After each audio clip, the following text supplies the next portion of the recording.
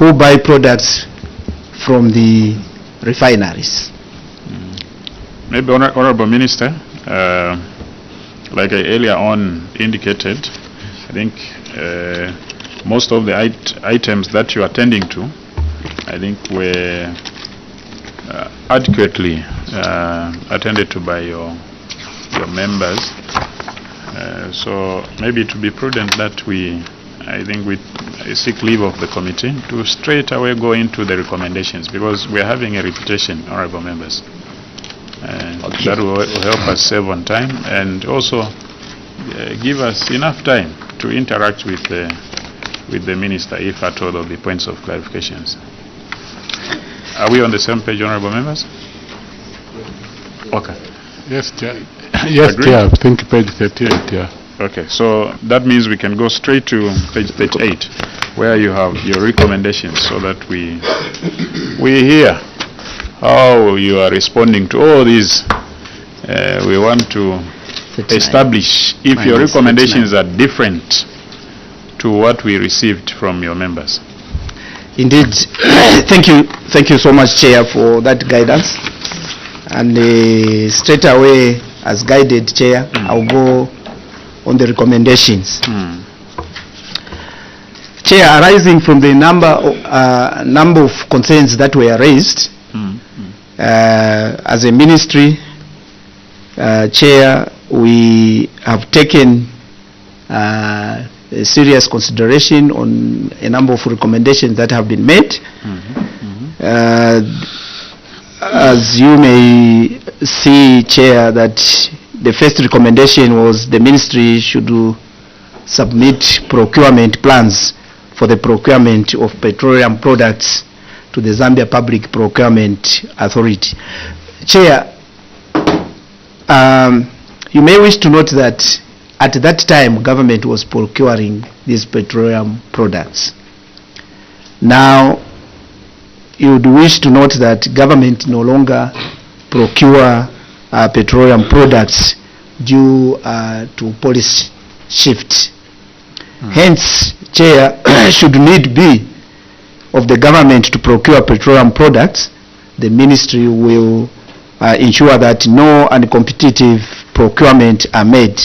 In the case of when we have got emergencies of procurement, the ministry will follow the provisions and procedures that are laid down for procurement. We'll make sure that we adhere to that as the law provides. And the second one, Chair, is that issues to engage in a direct bidding and also all alternative options always must be exhausted to avoid contraventions of public procurement guidelines. Chair, also on this one, we have taken note of the recommendation. The ministry will ensure that all alternative procurement options are exhausted before a direct bidding is engaged. We have taken note that we'll take all the necessary procedures that are allowed, stated in our laws, governing the direct bid. Also, the third one, Chair, is to ensure that the funds are secured before we even award these contracts. That's one of the issues to avoid this project. Like we have seen that a number of projects have incurred interest charges because of awarding these contracts before funds are secured. And we are saying, Chair, that the ministry at all costs will ensure compliance. We'll stick to that. And the number 4, Chair, is the recommendation was put that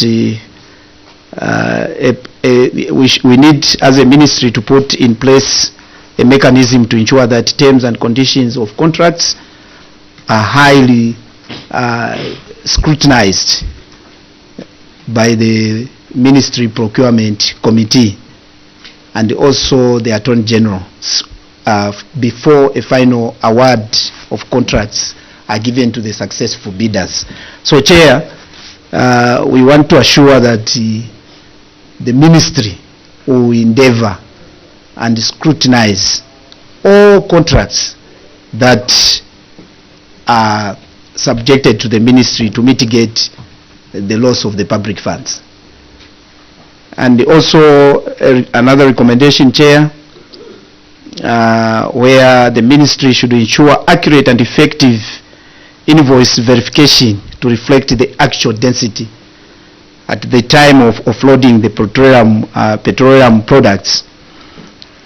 Chair, I want to state that the Ministry has devised a robust invoice verification process at product or service delivery and also at payment stage. This is what we have agreed moving forward to be done. Also, Chair, another recommendation was to make sure that measures are put in place to recover all overpayments made to respective suppliers.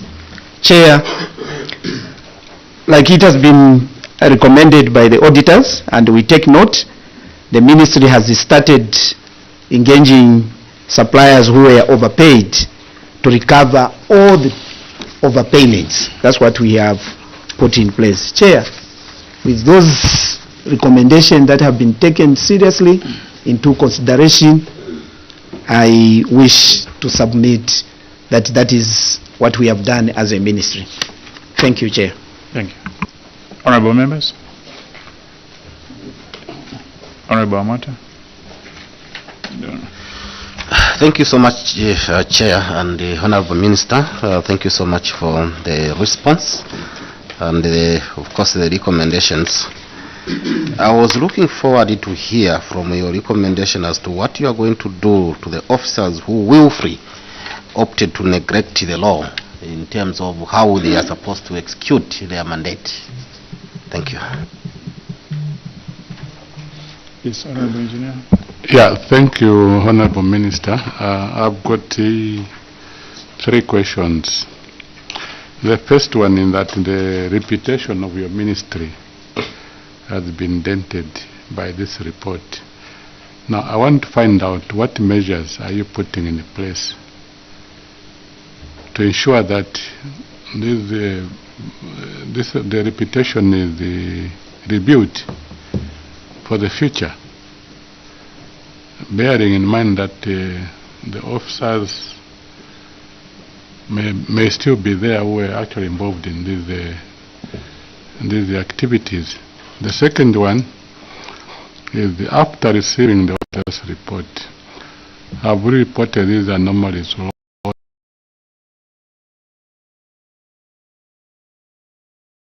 Finance Act?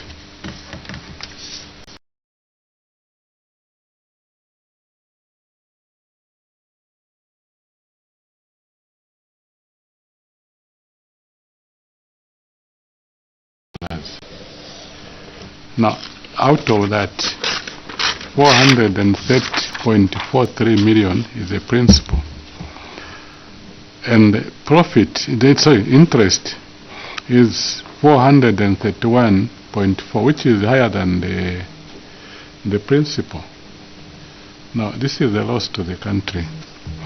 Now, my question is, what action have you taken against your officers who prepared these bad contracts? Thank you. You may respond to those, Honourable Minister. Thank you very much, Chair, and thank you very much, Honourable Members, for those follow-up questions. The first one is that you can seek your members to help you where you where need arises. Yes, Chair. The first one was how will you deal with the officers that are willing for errand? And Chair, I want to state that in accordance to the laws that governs public offices. All these matters forwarded to Ministry of Justice to look at the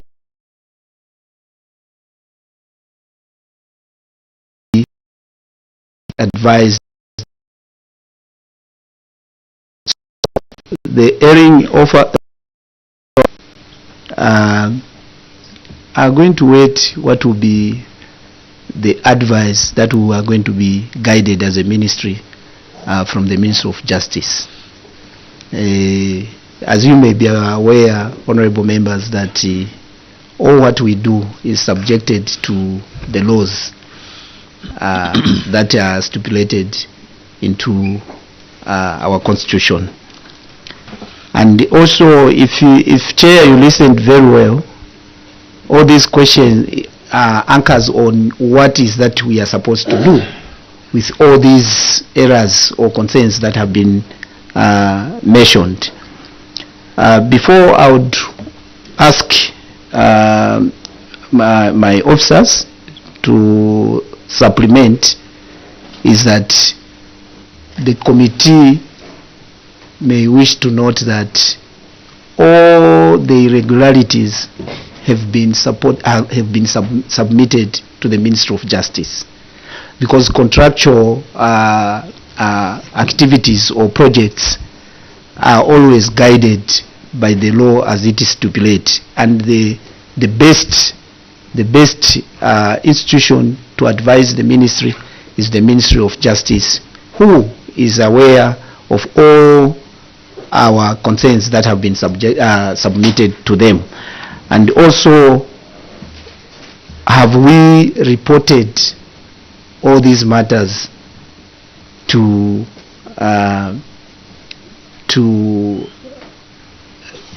institutions that implement legal actions? We are yet to submit to, for example, if it is ACC, DEC, after being advised by the Ministry of Justice, then those will be the next steps to be taken. And Chair, you may wish to note that there are procedures in which to punish public service workers. All the procedures have to be exhausted before actions are taken. So, having said that, Chair, I would also, through you, Chair, request the head of procurement to quickly just add some information to the committee. Thank you very much, Honorable Minister, and thank you very much, Chair. Yes, indeed, as the Honorable Member, I think, indicated in the submission, we take note that the reputation of the ministry has suffered, I think, from the some of these findings that the Auditor General has been able to cite.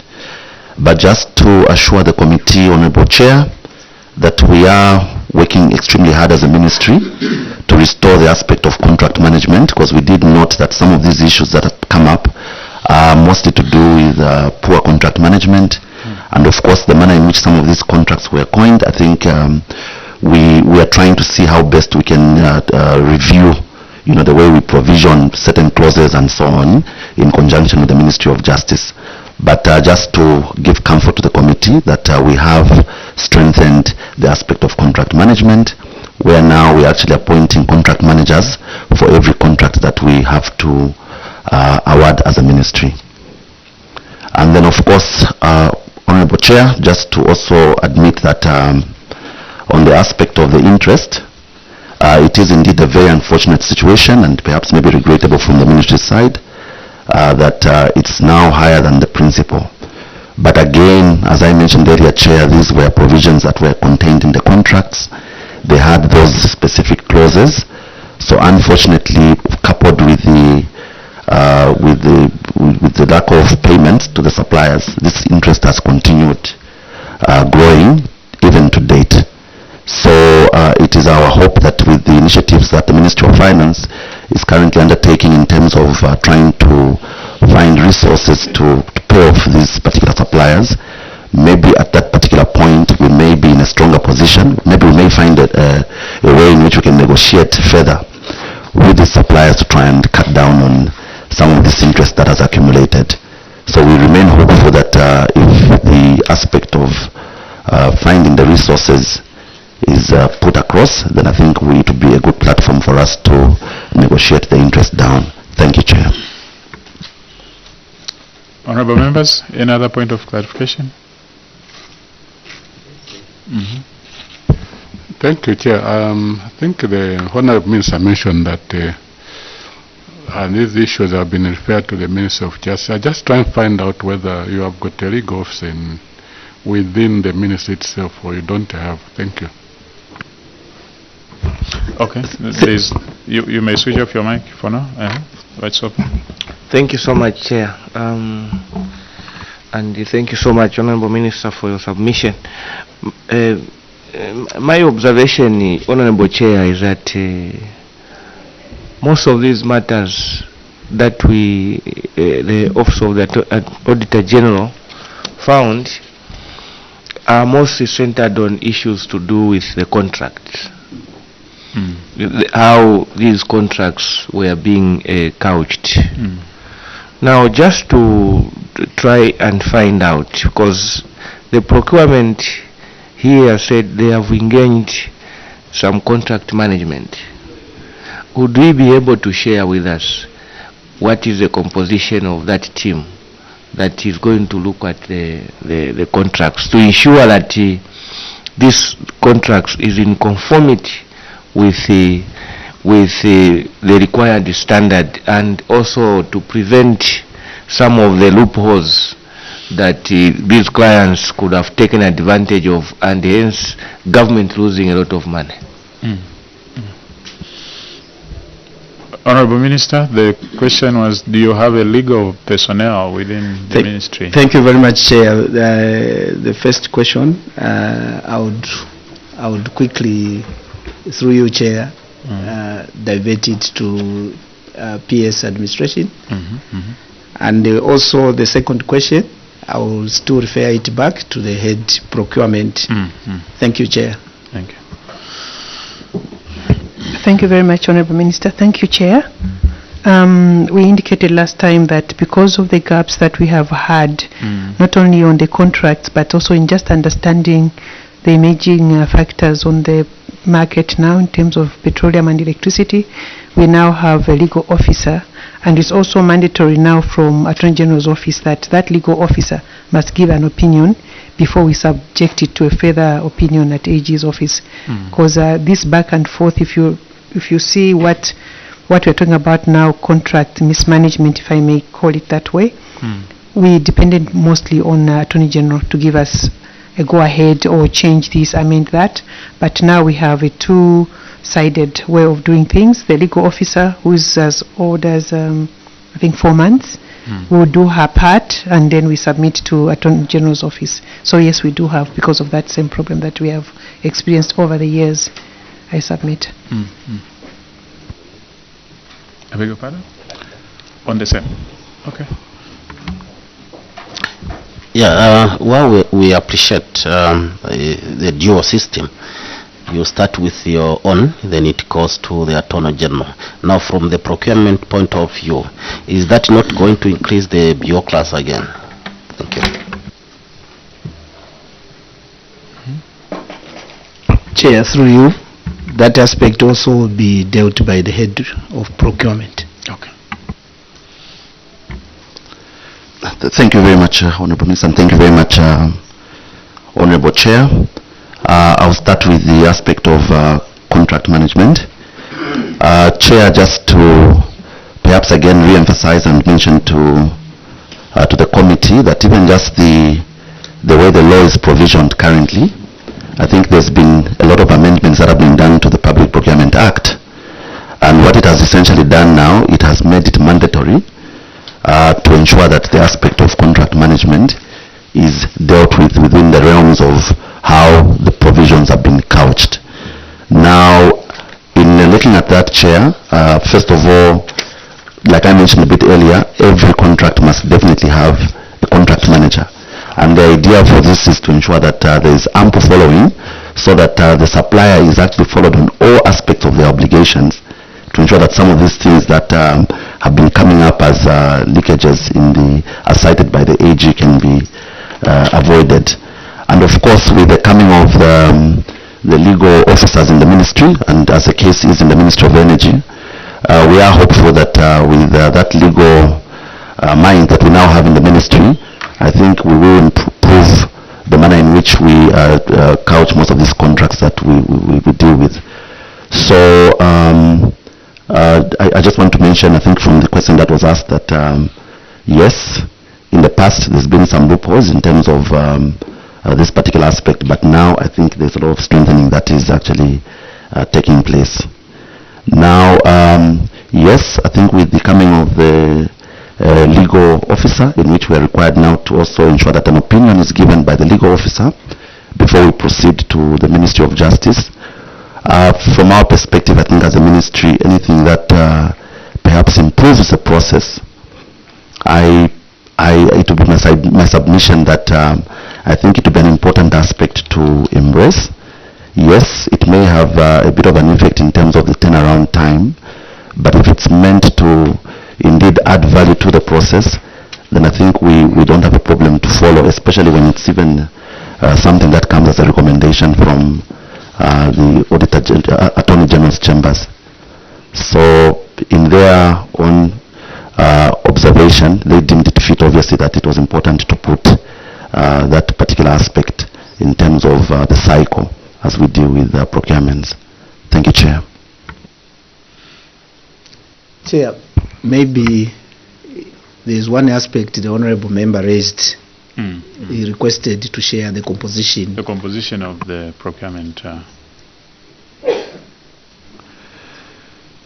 Yes, if I understood the Honourable Member's submission, I think it was coming out like there's a composition of a team perhaps that deals with that contract management.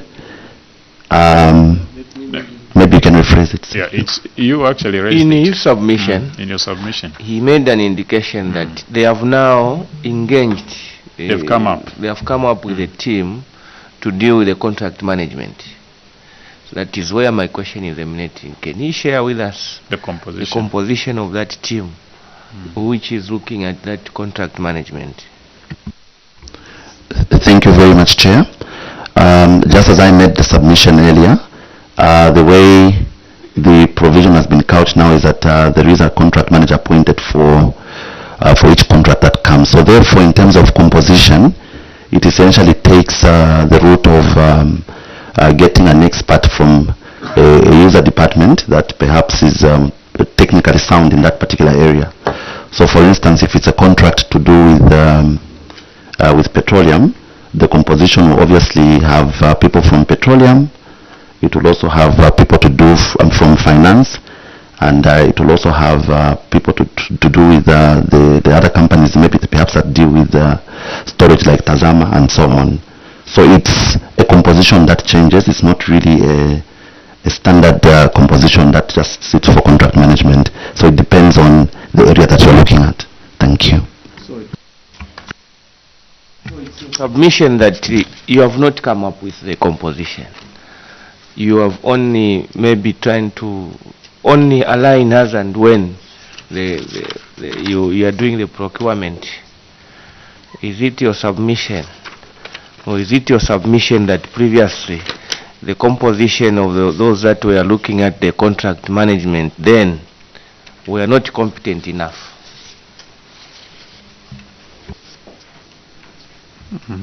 Or is it your submission that you were misleading the committee?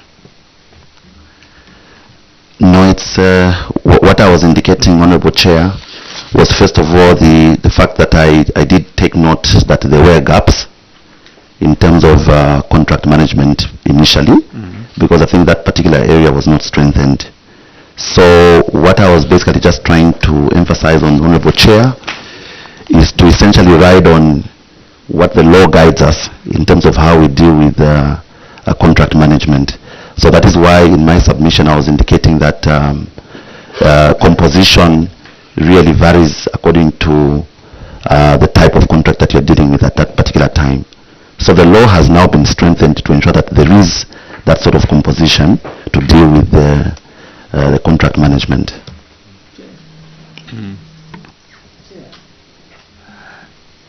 I thought that there's a law that guides the composition of the procurement committee already. Or maybe he can share with us which law has been passed now, that now is strengthening those gaps he's talking about.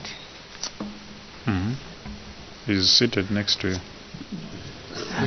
Yes, Chair, maybe it's just a question of clarity, because I think if I heard the honorable member correctly, I think the composition to me appeared like it was more to do with the contract management aspect.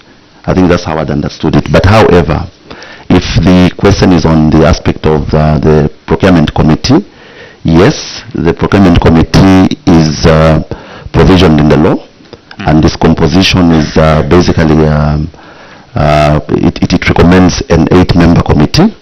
So essentially it has the chairperson, who essentially is the controlling officer, who chairs that committee, and then it will also have from different directorates that would form part of that membership.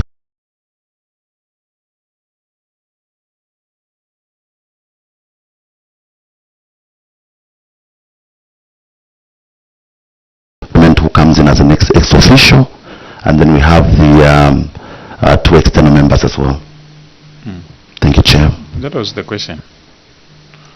That was my question, but his submission was that now they have strengthened, they have come up with a law that has strengthened the gaps. Yes.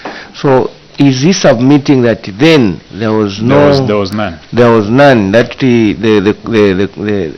the law was not there to strengthen, or probably it could be that the people that were doing the procurement just took advantage of the lapses in the contract itself.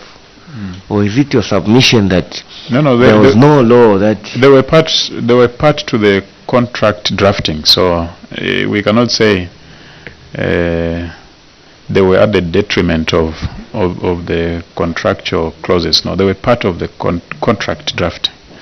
I believe so. Okay. I think anyway we've gotten what we wanted. Honorable Engineer. Yeah, thank you. I'm still coming back to the interest. You know, I just want to find out how reliable is the interest charge computation, considering that it is based on overstated invoices. That's number one. Number two, is it possible that you can recommend the means of finance to borrow cheap money and offset the interest? Because now we are looking at 18%. We don't know whether it's a compound. Is it a compound interest, or is it just a straightforward interest? You borrow money at less than 18%, offset that interest, so that we stop this accumulation. Because at the end of the day, the people we are punishing, our grandchildren, who are going to pay that interest again when we are no longer there. Thank you, Chair. You. Thank you, Chair. Minister, thank you very much.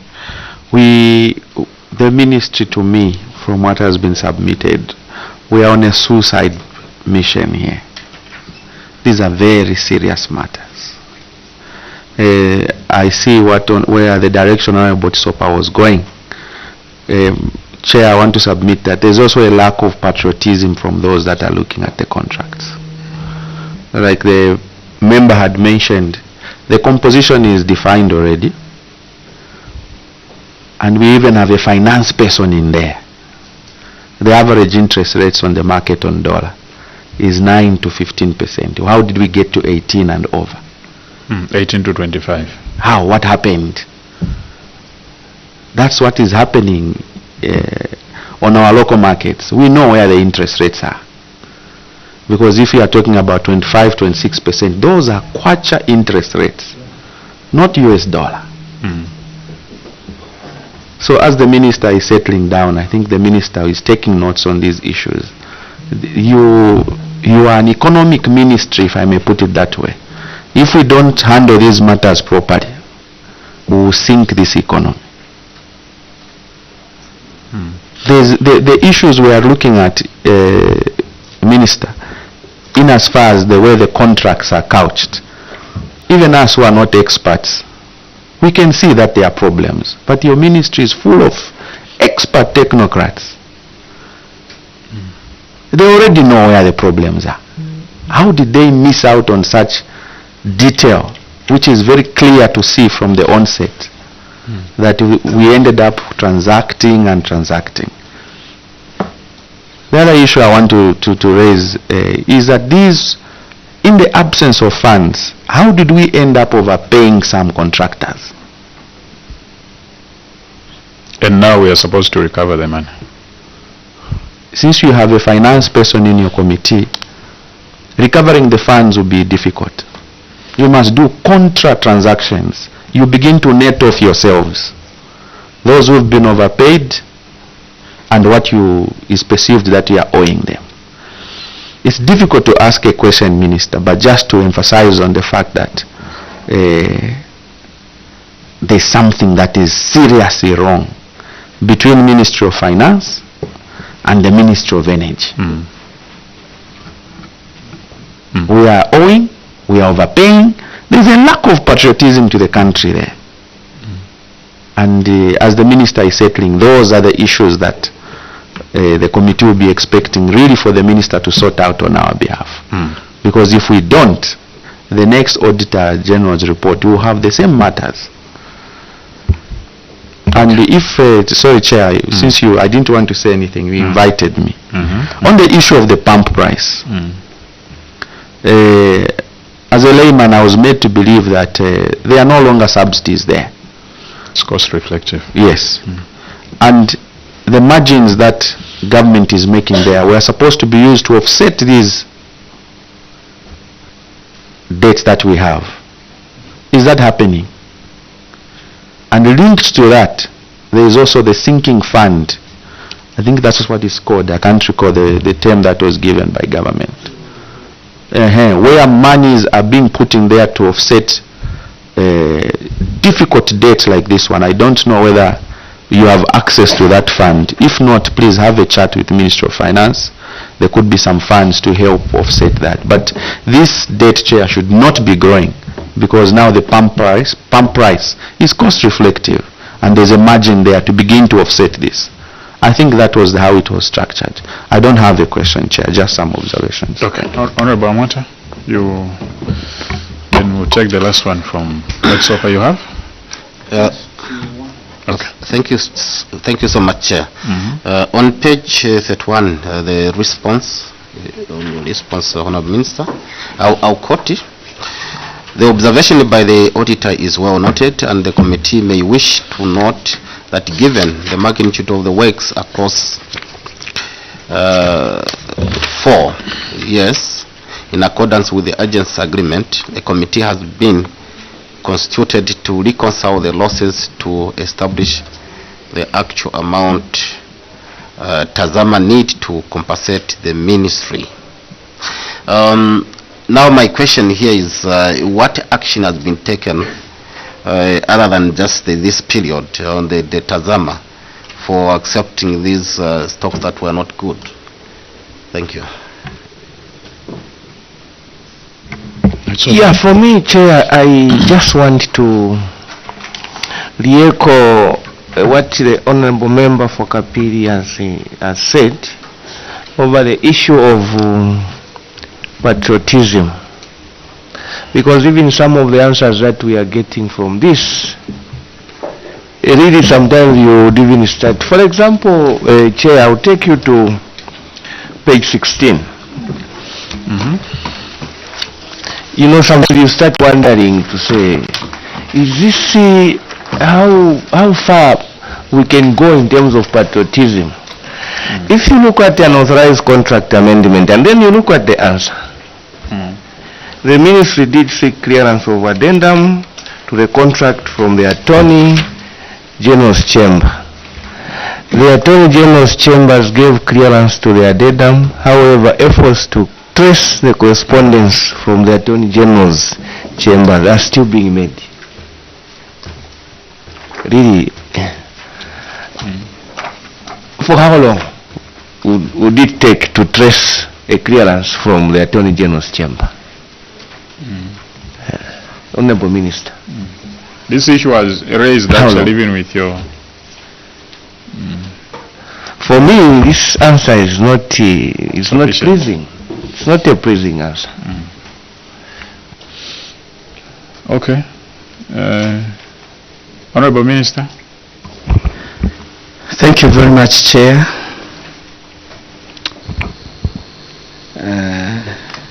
First of all, Chair, I want to appreciate the observations the honorable members are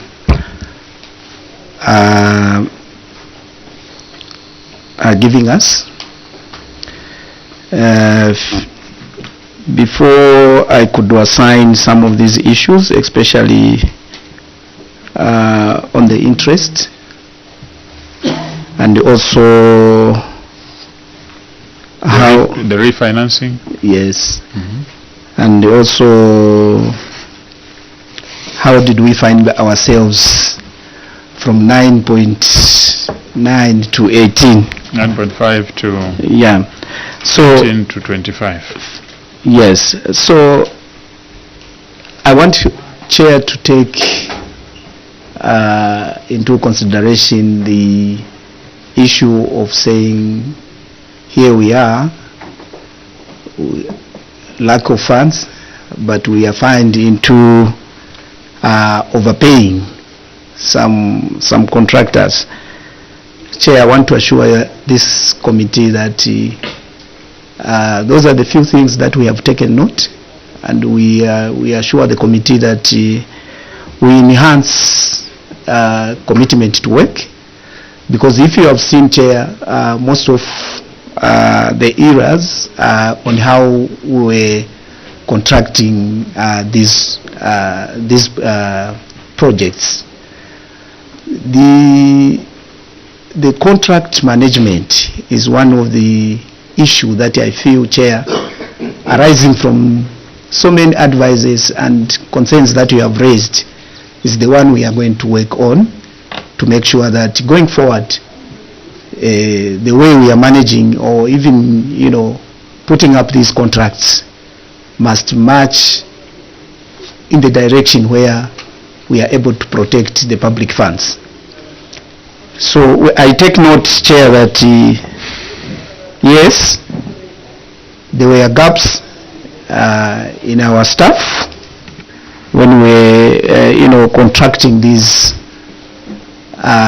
contracts, but an assurance, Chair, is that I heard from Honorable Mavenga saying that these are the same officers that you still have, and what is the assurance of saying that things will change?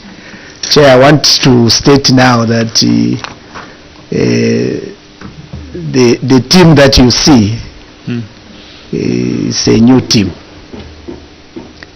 That is first assurance I want to give to the committee. It's a new team, of which we have also learnt lessons from the auditor's observations, and there are a number of lessons that we have picked up, which I can assure the committee that going forward things will not be the way we have managed these contracts.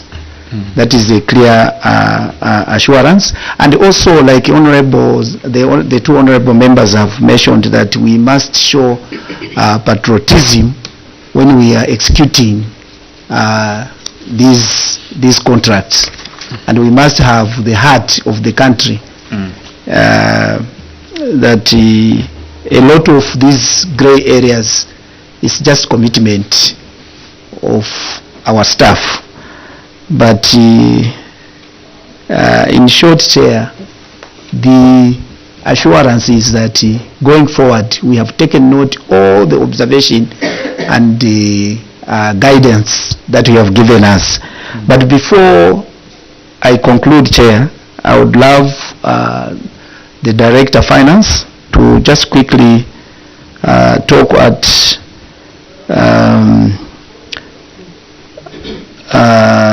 on the issue of Interest. How do we find ourselves there? And secondly, the trade for the time being. The trade margin charges, why can't we use them to offset these debts that we have? Is it there? I'm sure maybe he can talk around those two factors just to put the committee into the loop. Thank you. Director of Finance. Thank you, Honorable Minister. Thank you, Chair, for this opportunity to talk about the component of the interest and the management of interest. Firstly, I would wish to state that what is being done in government currently pertaining to many issues of interest is that before a contract is entered into, there is Treasury clearance that all clauses that are looking at government paying interest are reconsidered and possibly to be discarded. That's the current measure which is actually there. Coming to the escalation of interest, honorable members, you may note that when we have some resource initially, what we've been servicing is the principal component. And that's why you find that the interest component is also high, because we've been paying the principal and the interest has not been paid, with a view that these are the contracts that were running when government was still in the business of procuring petroleum products. Then also the other concern that that is causing the interest to be high, we've been relooking into the interest computation by the suppliers, and the ministry took initiative of recalculating the interest charges which we've been subjected to by various suppliers. And if you are to look at the current submission, Honorable Chair, you will find that the interest have been recalculated so that we can have the reflective interest charge, which is actually reflected in the contract. To add on the cause of this recalculation, in the past we were using LIBOR plus margin, that is London Interbank Offer Rate, which was higher to apply to late payments. And then after the change from using LIBOR to SOFR, the secured overnight financing rate, and a margin which is slightly lower than the LIBOR, the suppliers were taking advantage of the higher LIBOR plus margin to apply to the contract that is no longer pertaining to that band of interest rate. And Honorable Chair, we have the computation that we submitted bearing the outstanding bill of 876 million, composing of interest that has been reduced because of some calculations which were not in line with the contract. I submit. Are you satisfied, Honorable Engineer?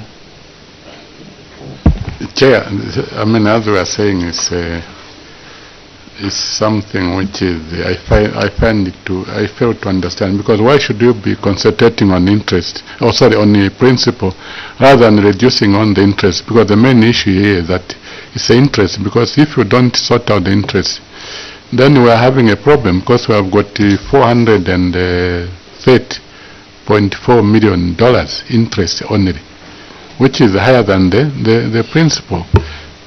We are talking about refinancing this interest so that we get rid of it, because to us it's a cancer. Thank you, Chair. I don't know. Does it mean if the principal amount remains as it were, then it will continue increasing? I mean, the interest will continue accumulating. So, is that the basis for the matrix to get rid of the principal amount, or what? Is that the basis? I think that's the question. Through the Honorable Minister, Chair, that is the basis. And on top of that basis, we do not have the mandate to enter into the refinancing as a ministry, but it's the mandate of the Ministry of Finance to look into the financing aspect, and we've made the recommendations. As we are speaking right now, Ministry of Finance, in conjunction with our ministry, have entered into an arrangement to ensure that some financing is sourced to actually pay off the principal and some negotiated interest component.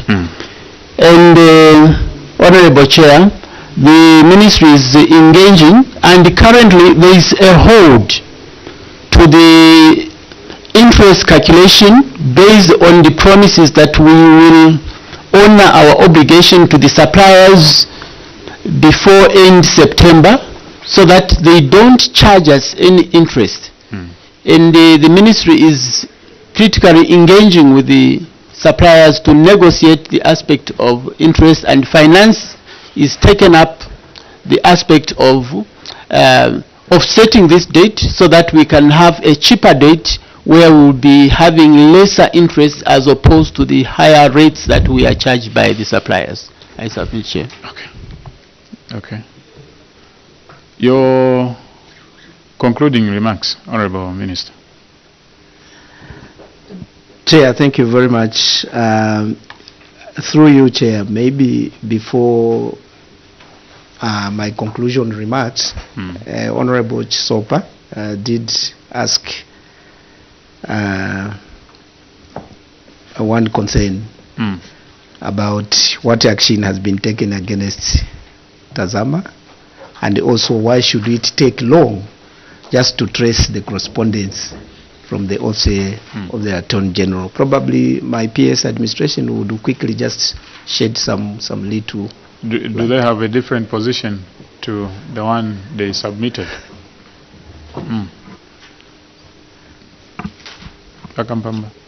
Chair, on a lighter note, before the minister makes his conclusion, first I want to congratulate him, and I clearly heard him say it's a new team. I hope they also work on the load shedding. Minister, we're tired of being in the dark. we trust your new team. That's what I wanted to put across. The load shedding is also something that is affecting us, and we have no doubt that with your wisdom and your new team, especially our area, we can see some light. Thank you. That was only a lighter note. But more serious. Yes. So I know that with regards to the question which Sopa asked, I think it was out of disappointment, because I strongly believe that the response will be as it were. The response will be as it were. So these are matters that you now, being the new broom in there, is to ensure that certain things, especially where just accessing a piece of document takes forever, it's quite unfortunate. It's quite unfortunate. I was telling the two PSS that, look, as we are villagers, certain issues actually should not even be a subject when we are undertaking this inspectorate role of members of parliament. We cannot be questioning about your failure to just access documents. So if we have such negligible multitudes, then it means you need to bring your team to speed, and more so the patriotism that colleagues earlier on alluded to. It's very important. You know, the president time and again he refers to ourselves as, of course, which is true, we are the minority. We are the minority. Where I feel we are just the 1%. Now, a 1%, we should count ourselves to be very lucky. But our conduct is contrary. We are failing to do simple things. So, Honorable Minister, as you give your concluding remarks, maybe you can speak to the load shedding, and who knows, maybe you can give us some free solar kits.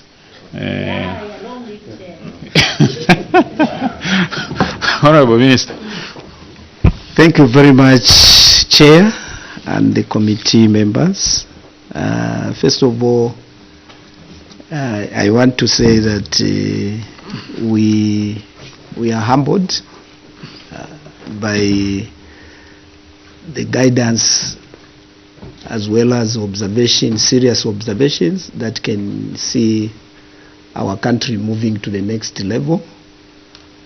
This engagement, Chair, we take it very seriously, and I want to assure the committee that we enhance the operational activities that the ministry are supposed to take. It will not be, Chair, business as usual. Like you know me, Chair, that I'm a very happy person most of the time. But if you see, with what I have been just subjected, I feel very dampened because we are not doing enough as people who have been privileged to these public offices to respond to the concerns of the people of this nation. So I want to assure you that as a team, we work towards the recommendations, the guidance that you have given us, and some of the observation on certain matters that requires urgent response. I can assure you, Chair, that things like what Honorable Chisopa has just mentioned, just to trace for a record, people should take 2 years.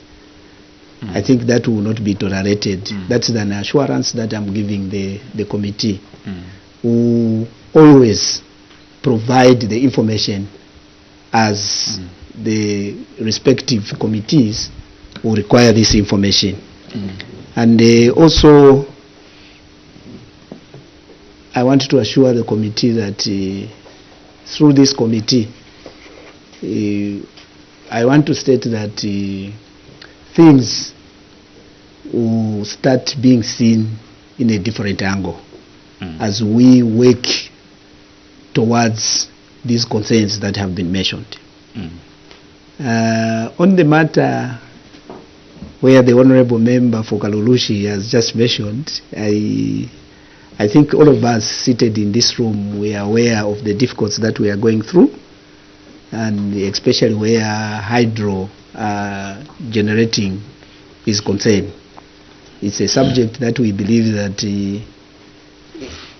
it's a critical issue that we have been subjected to, which is natural, but it has also taught us to start thinking outside the box. And I want to encourage to start with the committee which is in charge of the energy sector, that we must be the role models by promoting the proposals that the government is putting on the table. by, tapping into other options of renewable energy.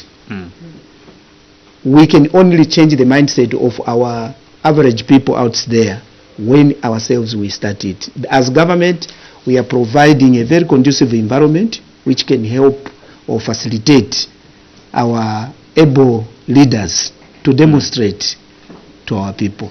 And an assurance, honorable member, through you, Chair, is that we are working tirelessly to make sure that issues to do with power are sorted out by using other sources of energy, such as solar.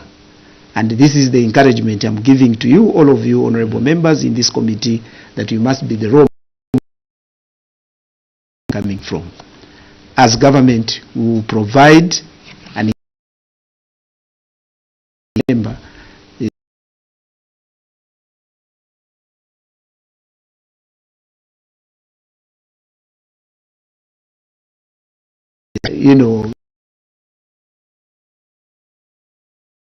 not only that, also we are trying to make sure that we support these investors that are coming, especially when they are asking for land. We should give them land to put this plant, solar plants, so that we are able to generate power other than just depending on hydrological power.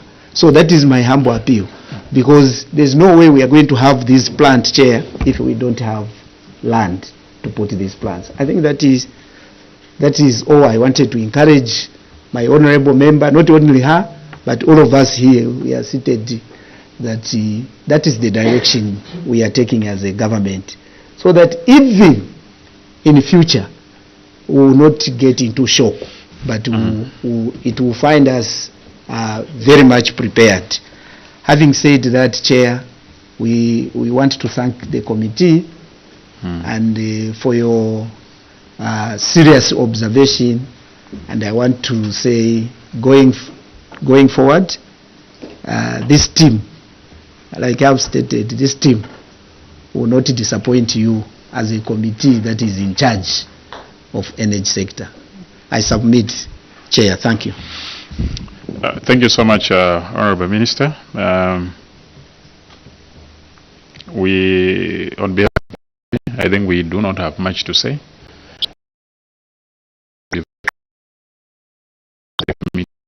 Observations and possibly even of advice. Of course, as we are villagers, when you are taken to a different ministry, in this case, I think it should be for a reason. It should be for a reason. So I'm not a prophet, but I'm confident that there is serious assessment to see how you are going to attend to issues such as this, especially as a policymaker at the level where you sit. We are very disappointed as a committee, more so to interact and interrogate matters of this magnitude that are explicitly clear, that you can tell that here, firstly, there was no patriotism. 2, business as usual. 3, people were selfishly looting without remorse. Selfishly looting without remorse. I'm a businessman, but most of us are businessmen. It can be negligible. People are stealing. Even our workers are stealing. But if it's negligible, not to an extent where it collapses the operation of the business, you can ignore. Not to these levels, no. So you can say you have a new team, but you may not have a new team. You may not have a new team.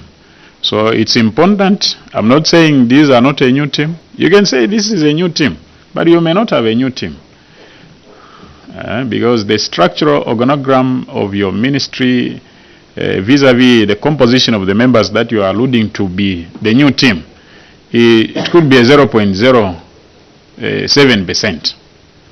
you still have bad eggs there. Try to inspire them to be patriotic, to make them realize the importance of firstly being in these offices. It's not for ourselves, but to save the majority who are out there.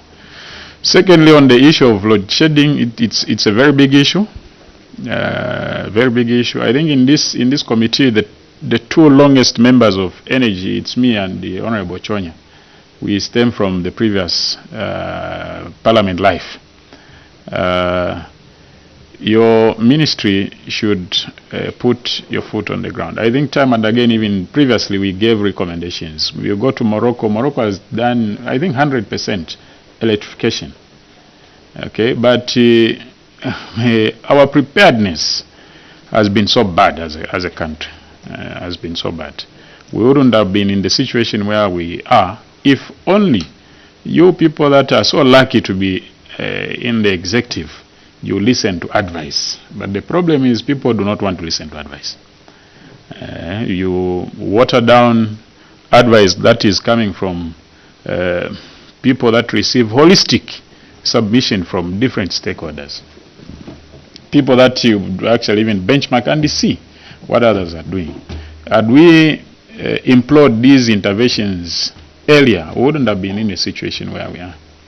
Okay, the overdependence on hydro has killed us. This load shedding is affecting us badly because even the production of goods and services has been affected. So how do we grow the economy if firstly the agriculture sector has been hit bad, the production sector has been hit bad due to insufficient of power generation?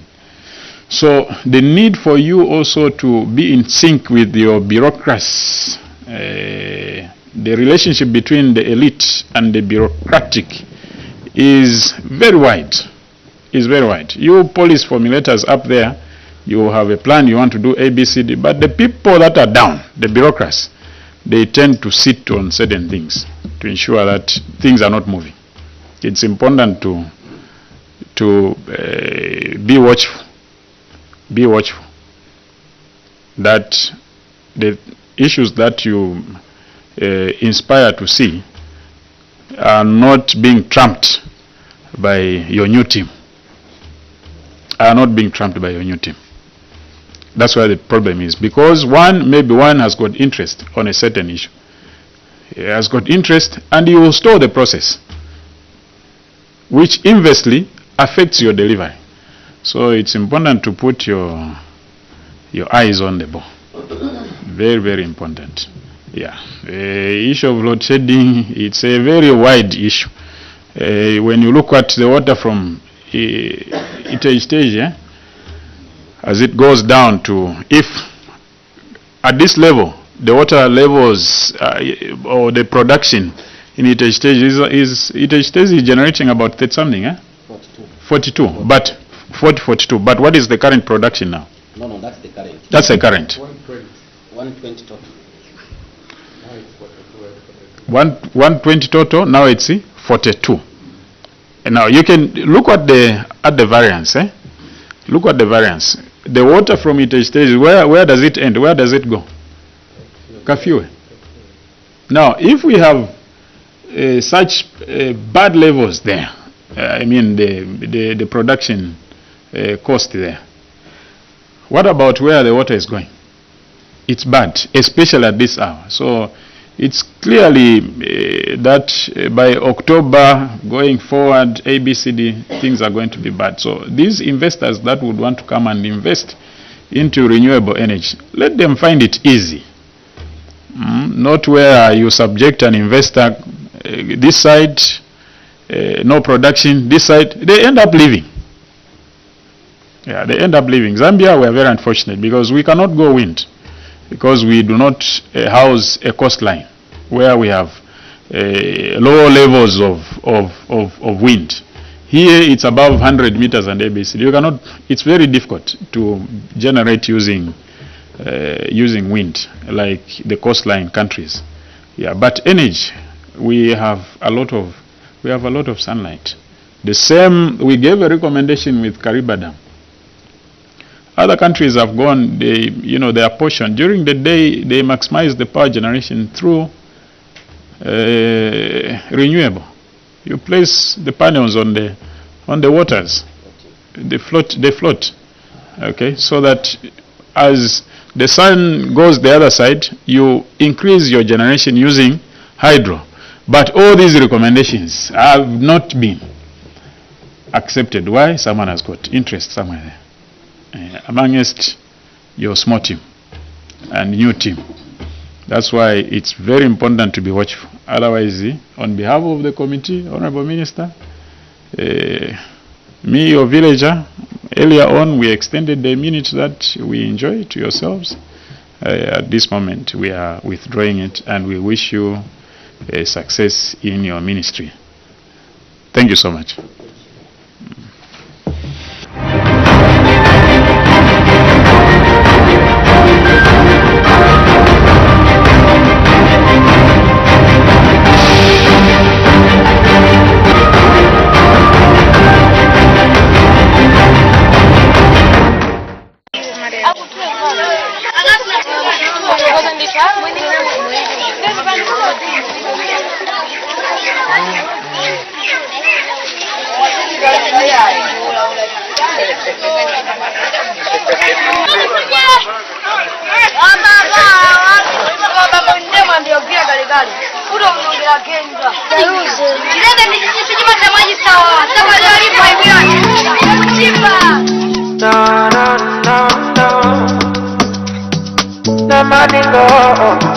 Kulindi mtima wabwe no nambe ino dandikonda ndisada sambe kulindi mtima ukoma nambe chonde ukale wa ine mpaka titakalambe for better for worse nambe tikasungane ona tirindi zochepa kama tikagawane nambe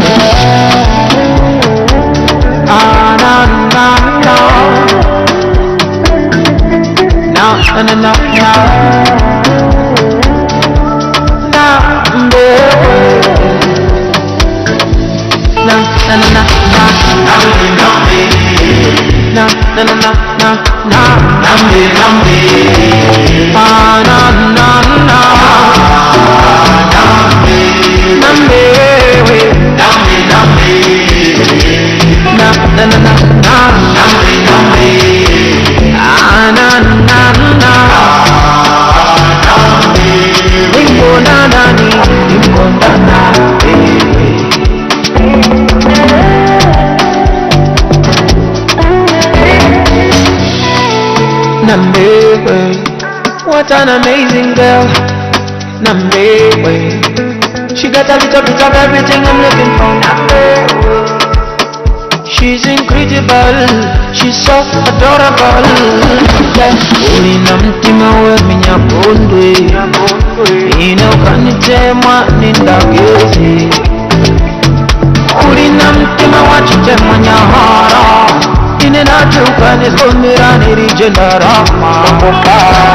Iwe unina mtima wakutowa nyampanda wire masozi, tani nambewe.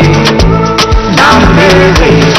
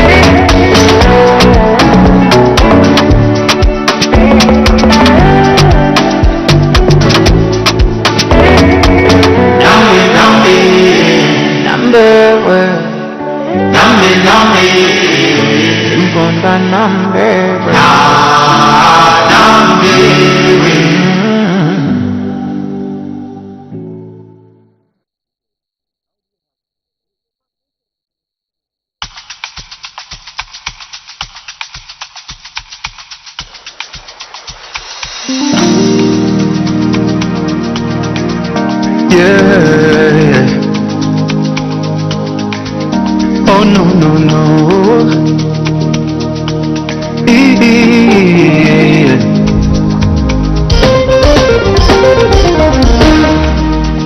Nakulila musoni nobody ontandiza kunchosa mabuto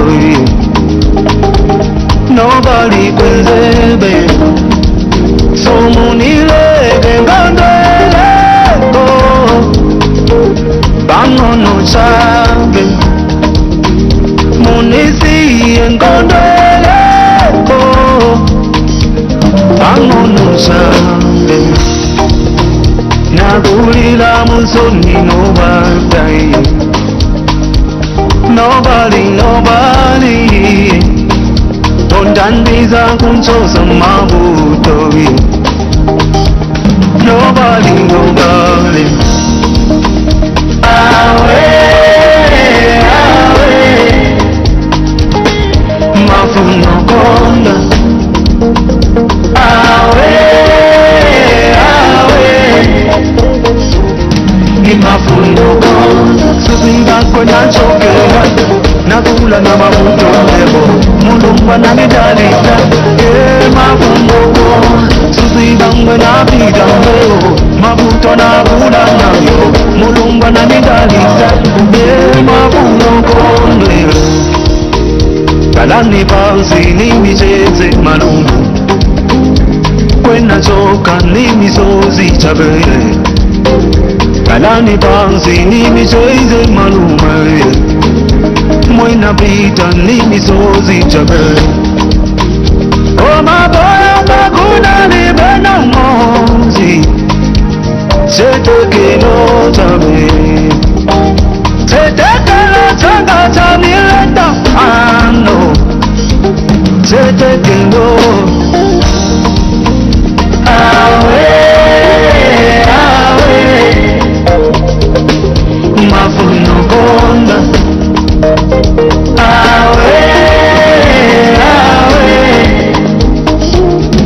mafuno ya suziba kwena chokera nakula na mafuto mulumba na nidalita mafuno konda suziba kwena pita mafuto na kula nayo mulumba na nidalita mafuno konda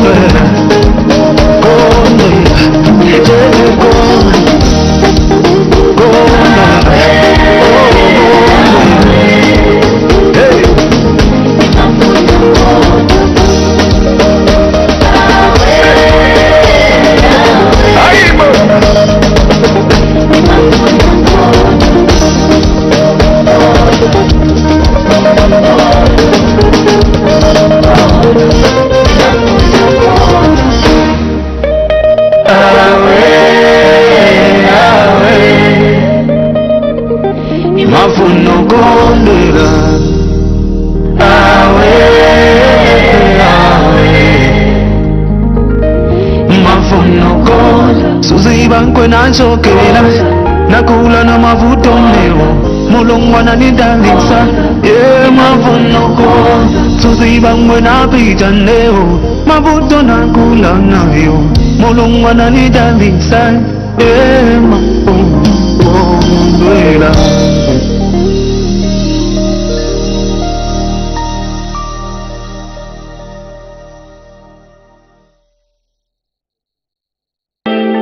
Yambale Production Balure zirire Rap chauffeur de pano Jenzomba International Fenimax Bagare Bon Nizambalure Balezanga Nakundeta Uyogelo uli nae Niwangushe Soze bachabe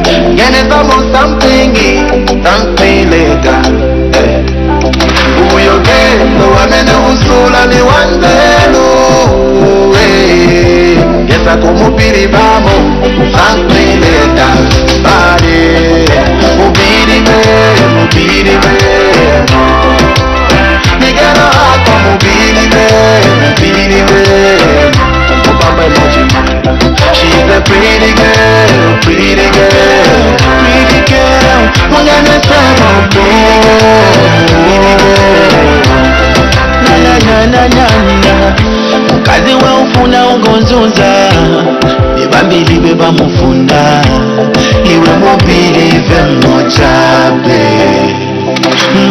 kelo wasokaneza bamavuto peta fine body pretty face niko geta nibangono bamazisunga so mugwiririre iwe never let go elitukwacha elitudola zaga zambo kumbwa vene wenzo sura ka attention na dedication uzakatabwa nakasanduka yo motivation mami uzibe you want something special asalenge ugweselevo tangamuka fast chinja tempo bali beta bafikeko chidu chako nicho sunga na mutima onse kakamwe chimwela uzambo kondwa donse usambirila vena mubirive mutabirika mubirive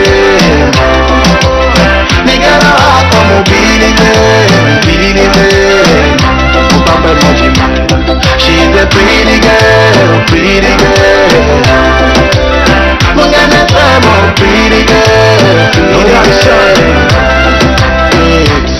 na umubelela mumeso jobale moneka kuwe lolela ngatwa musendoke salila mutule the fire shelter but teti ukule lokumbwa brazilian madam walina mikule nimwetu pampula washalolelila beauty ukumbwa kwali baba ilipilila to the same to your partner ukasekelela nota kasoma inizo vyotatu sumina ha wilenga kabutukila mashuga jati exa olafuna njala sibalanza mwandi akasokabi ingisha mufe fandi wimono kubutuluka ni goti musandi uyogelo uli nae niwangushe soze bachabe ngene samo something legal uyogelo wamene usula niwandelu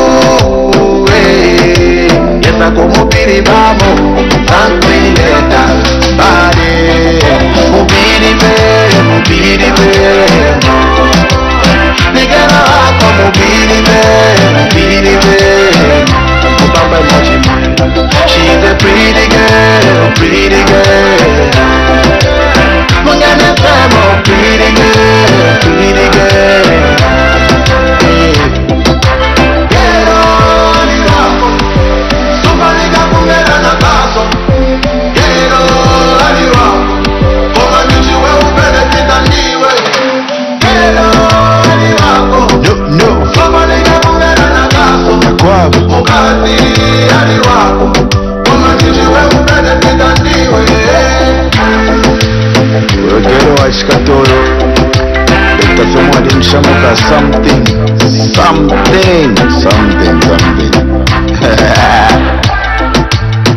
Vincenzo na rap chauffeur de pano international magare wangu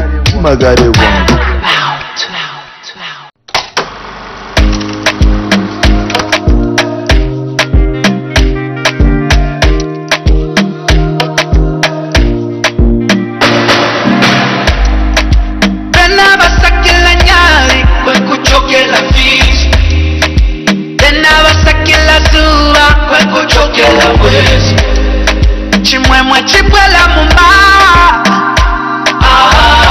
uchenjele vatu ni vatu cha koma ineni nasaka kale umumutima mulibe wa kumbali bago guchi shalabo monako milako unipanga tungo shalako ati bago guchi shalabo monako milako unipanga tungo shalako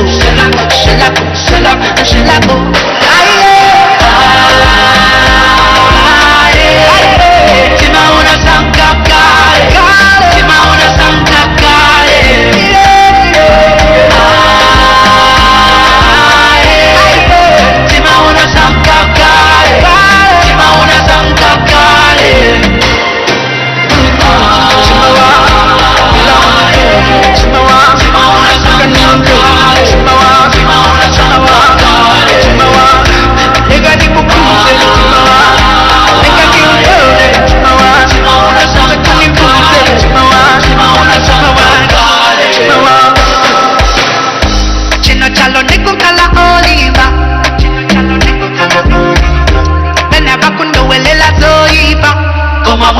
Musa kufa abo amabwetu bwetu awera mwanga ajensi mayo sawira abo amabwetu bwetu awera akukuchi shalako monako milako unipanga zungo shalako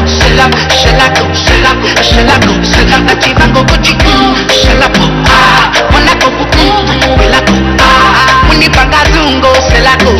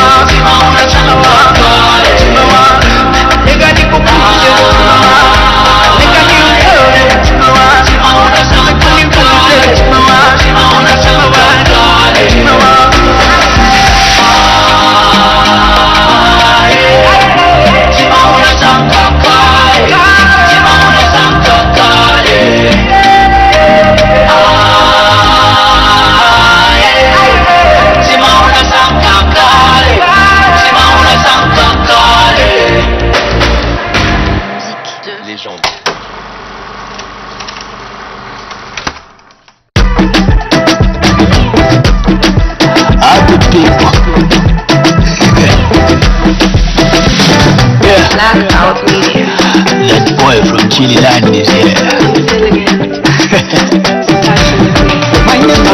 Mebondi chundongoma konapita mfoya cheshela cha totoma mudenso toloma akaka mudenso kakushani na bashiyema ako apo ayo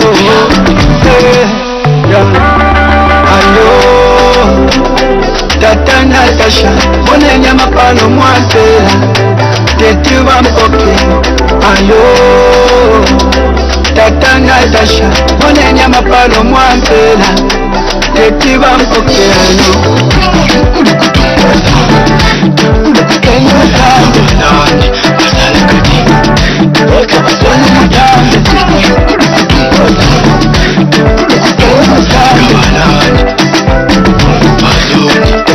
chimamina pena ukuda nokuva wino ngavanavo akalumba teti wasipye wino ipilamba kendini sansa shavu sokushani pilamba kyavu mulinganya teda yavo vakwaya yose tuli vavukamina nokupapata hata uko wine vamishiva chatuvambela kwikala pazuma kapa nga tulesitana mumuzemo mulombo bwino kulomane akwendela elo vacha valya vakolana papene wacha wala venina ngapila kwacha ipona palidola nombaline panshi wala bwelela ndamipepela nesale nyelela tomuvakoinelo nchelela nine mwana lesa mwilandelela vadepende mumbosi epokakantolele musalu wanipesambale wasasa maseli mutamayo tata Natasha monenya mapalo mwampela tetuva mpoke ayo tata Natasha monenya mapalo mwampela tetuva mpoke ayo teni mutambe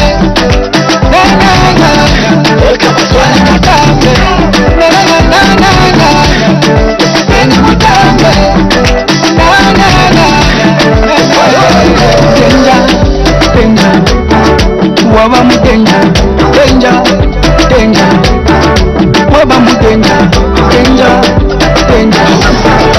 waba mudenja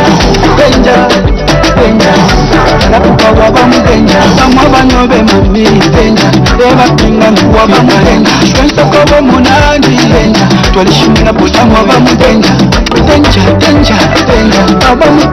waba mudenja alokasumina kabakuta mwanga wakwa bakakula bakwati mebondi chundongoma konapita mfoya cheshala cha totoma mudenso toloma akaka mudenso kakushani na bashiyema ako apo ayo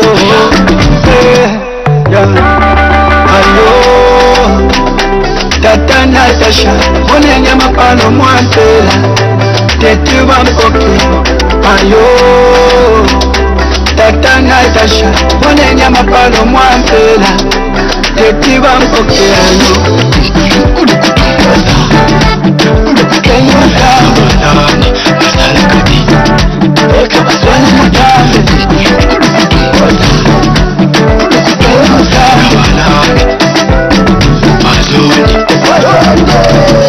For the 4G music. Deep tronic.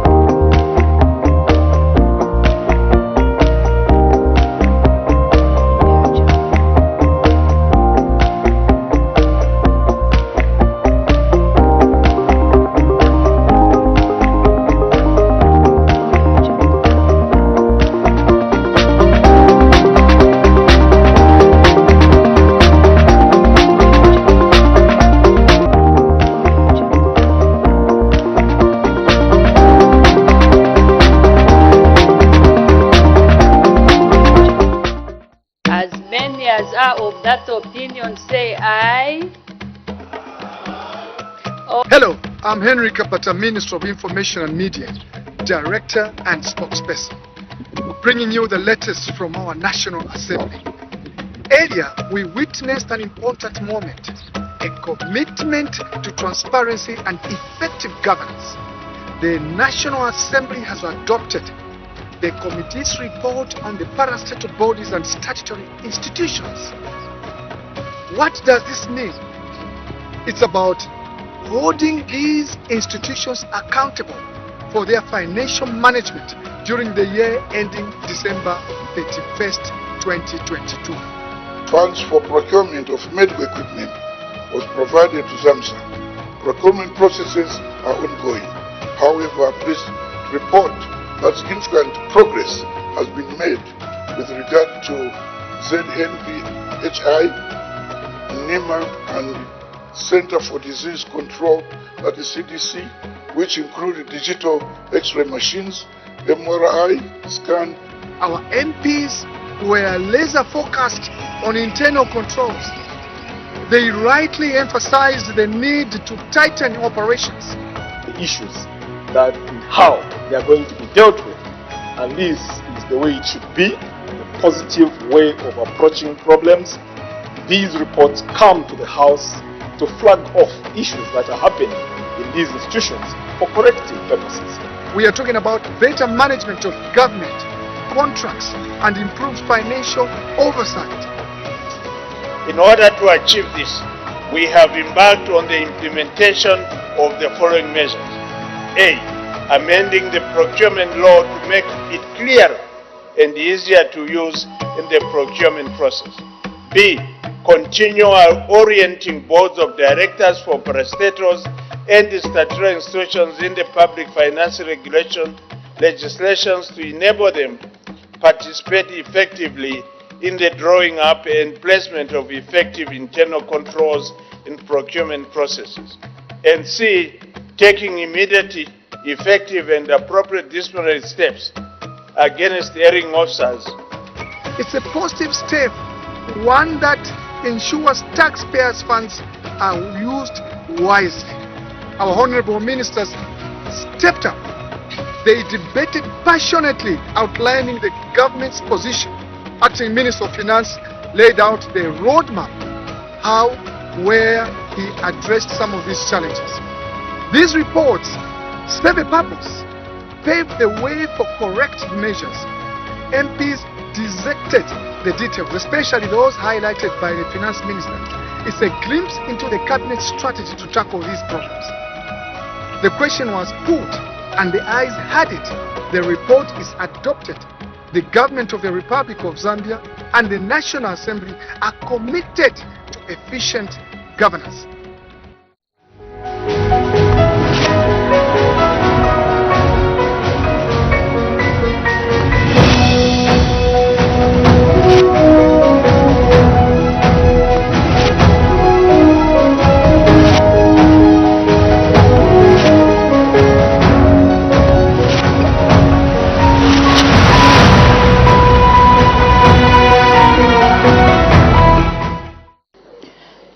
Thank you, Madam Speaker, for giving the good people of Milanzi an opportunity to add their voice on the motion on the floor of the House, and indeed, the women of Zambia.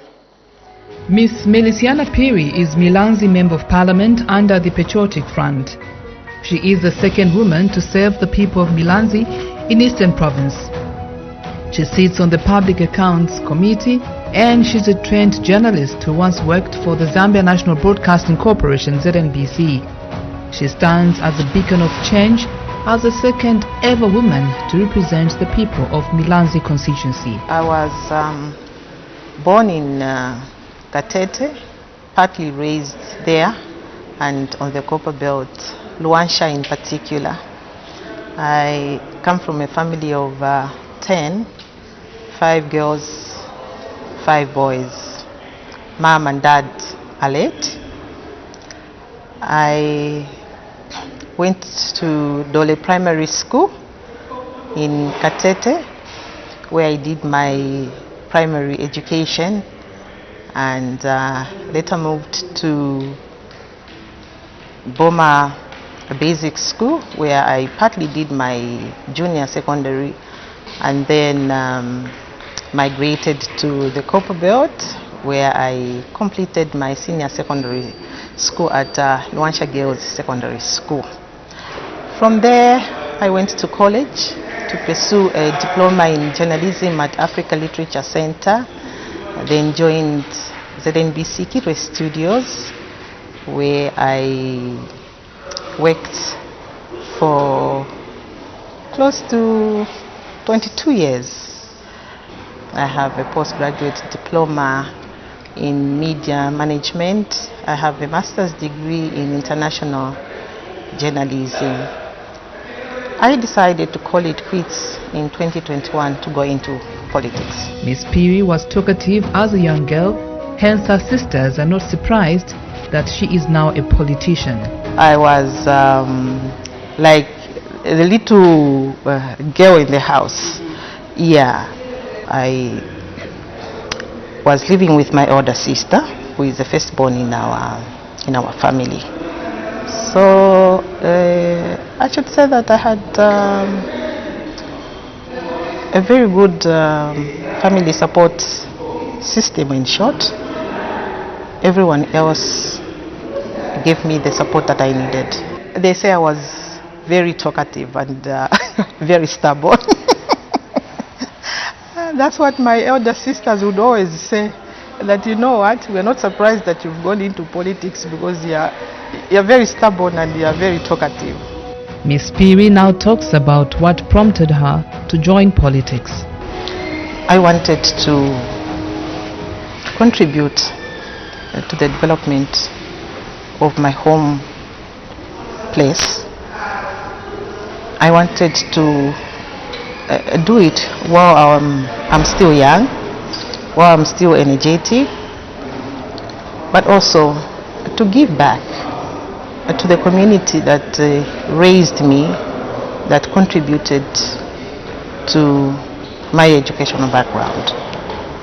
I think that that's what really prompted me to go into politics.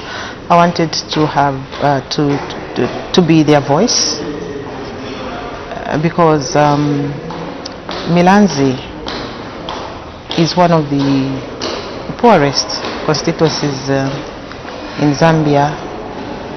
We lack clean drinking water, inadequate school, health infrastructure, poor road network, and I thought that I could be their voice to lobby for development in these areas that are lacking. I wanted to ensure that the girl child growing up in the village could also be raised and be given an opportunity just like I was given an opportunity to go to school. She admits that working for ZNBC definitely influenced her to join politics because of the exposure she had with the masses. You know, as a journalist, you get to meet different people. You learn a lot of things. You are exposed to various experiences, and I think it's also one of the contributing factors that made me to go into politics. I had mingled a lot with politicians, and I thought probably I could also be one of them. I could also be one of the people to speak on behalf of masses, and those masses are the people that contributed to who I am today. She now shares the experience leading to the 2021 general elections, starting with the adoption process, describing it as not easy. Not an easy experience. Some people always ask me, how did you manage to get adopted as a first timer, but also win an election as a first timer? Not an easy journey. The adoption process is one of the challenging experiences that women go through. One, political parties will give preference to men. Why? Because of a number of factors. They look at your financial muscle, financial capacity, but also many are the times that women are not given first priority. You are looked down. They always think you cannot deliver, and the adoption process requires money. There are nomination fees that need to be paid. Luckily, I had the nomination fee. You are competing against men who have, like I've said, that they have the financial muscle, and they have the support of their fellow men. First of all, even the panels that are interviewing you in these adoption interviews, they are dominated by men. So it's a male-dominated environment. It's not easy for a woman to get an adoption. But for me, I had to work for it. I had to plan, and I prepared adequately. That's how I got the adoption. And how was the feeling when you won? Awesome. It's an awesome experience. I think that's where now you start beginning to think, okay, so now I have to do what I have promised my people. People now are looking up to you to deliver the campaign promises. It's one it's another experience where you really have to now work hard. She now talks about her experience being a member of parliament. It's been phenomenal, very educative. I have had to learn a number of things, but also to experience things that I saw from afar. You know, I thought that it would be an easy experience to deliver what you promised, but not an easy task, because you need money, you need time, which is very limited because of the many things that we do as members of parliament, and you've got to lobby for development, and these deliverables don't come easily. You know, sometimes you're told there's no money to build a school, you're told there's no money to build a washed away bridge, and your people are on you, and you know that if this bridge is not fixed, it's going to affect a lot of things. One, transportation of people, goods, you know, food production. So not an easy task. Ms. Piri has a strong support system. She now talks about the people that help her navigate through her job. Luckily, I have a very strong family support system, but also the party that I belong to, the political party, the Patriotic Front, and friends and the extended family. I think that these groups have been there for me, and you know, family, my elder sisters and brothers have stood and given all the support that I need. I should say that the traditional leadership in the constituency has been there, working together with me and the community to ensure that we deliver on what you know, people expected us to deliver on. So it's been very good in terms of getting support from the community as well as family. She is determined to forge on despite the challenges that politics comes with. Well, frustrations are there, and I can't say that I regret anything. You know, I joined politics knowing very well of the challenges that are in politics. So I don't regret the move that I took, because if I do, it means that I would have, you know, disappointed a lot of people that are looking up to me to deliver. Challenges are there, a lot. Like I'm saying that, you know, I represent a very poor constituency and resources are not adequate. Those are some of the challenges. Not only that, as a woman in leadership, it's not easy. Not everyone will accept you as a woman who is in leadership. Men will tend to undermine you, to look down on you, but also the stereotype, the name calling, political violence. All these are challenges that I've had to experience. How have I overcome them? I think it's to remain steadfast, to still stay focused on your vision, to be courageous. If there are women that are thinking, okay, it's all rosy in politics, no, it's not. You have to be courageous.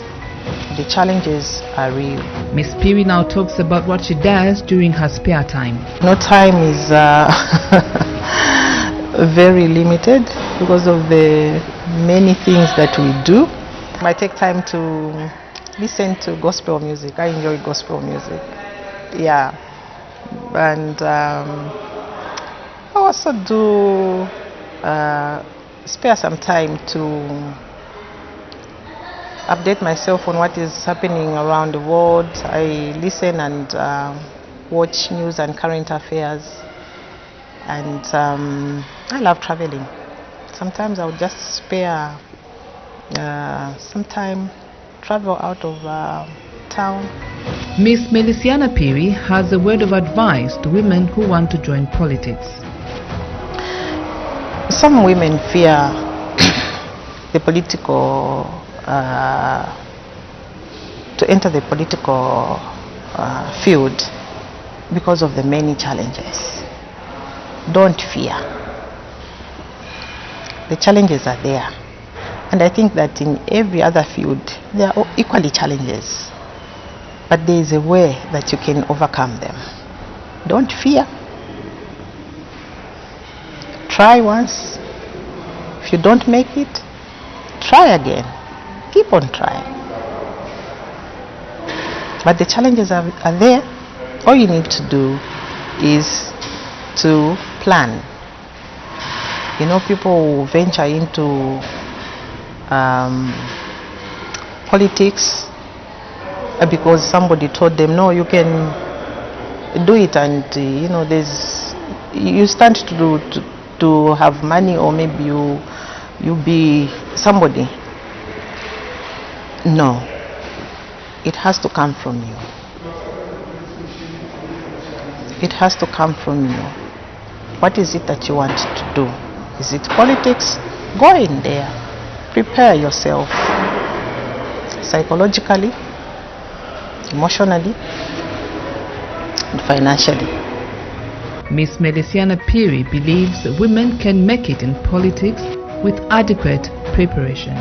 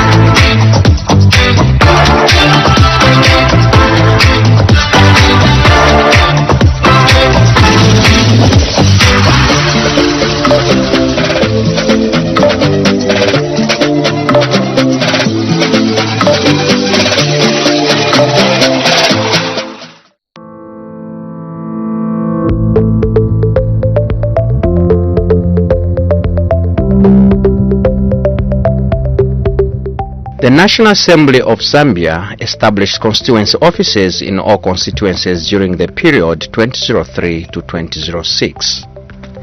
The offices were established with a view to improve the member-constituent relationship by increasing the frequency, quality of interaction between members of parliament and the citizens.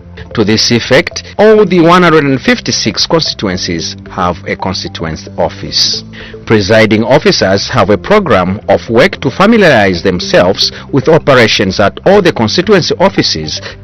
The second Deputy Speaker of the National Assembly of Zambia, Honorable Moses Moyo, who is also chairperson of the Parliamentary Committee on Reforms and Modernization, accompanied by some staff of the National Assembly, undertook a tour of some constituencies in Northwestern Province.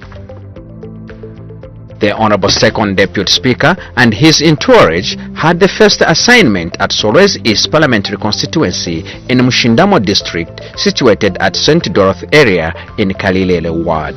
The team was on arrival met by Area Member of Parliament Dr. Alex Katakwe and other local senior government officials and civic leaders. The Honorable Second Deputy Speaker briefed the Area Member of Parliament, his constituency office staff and government officials, and outlined the purpose of his visit.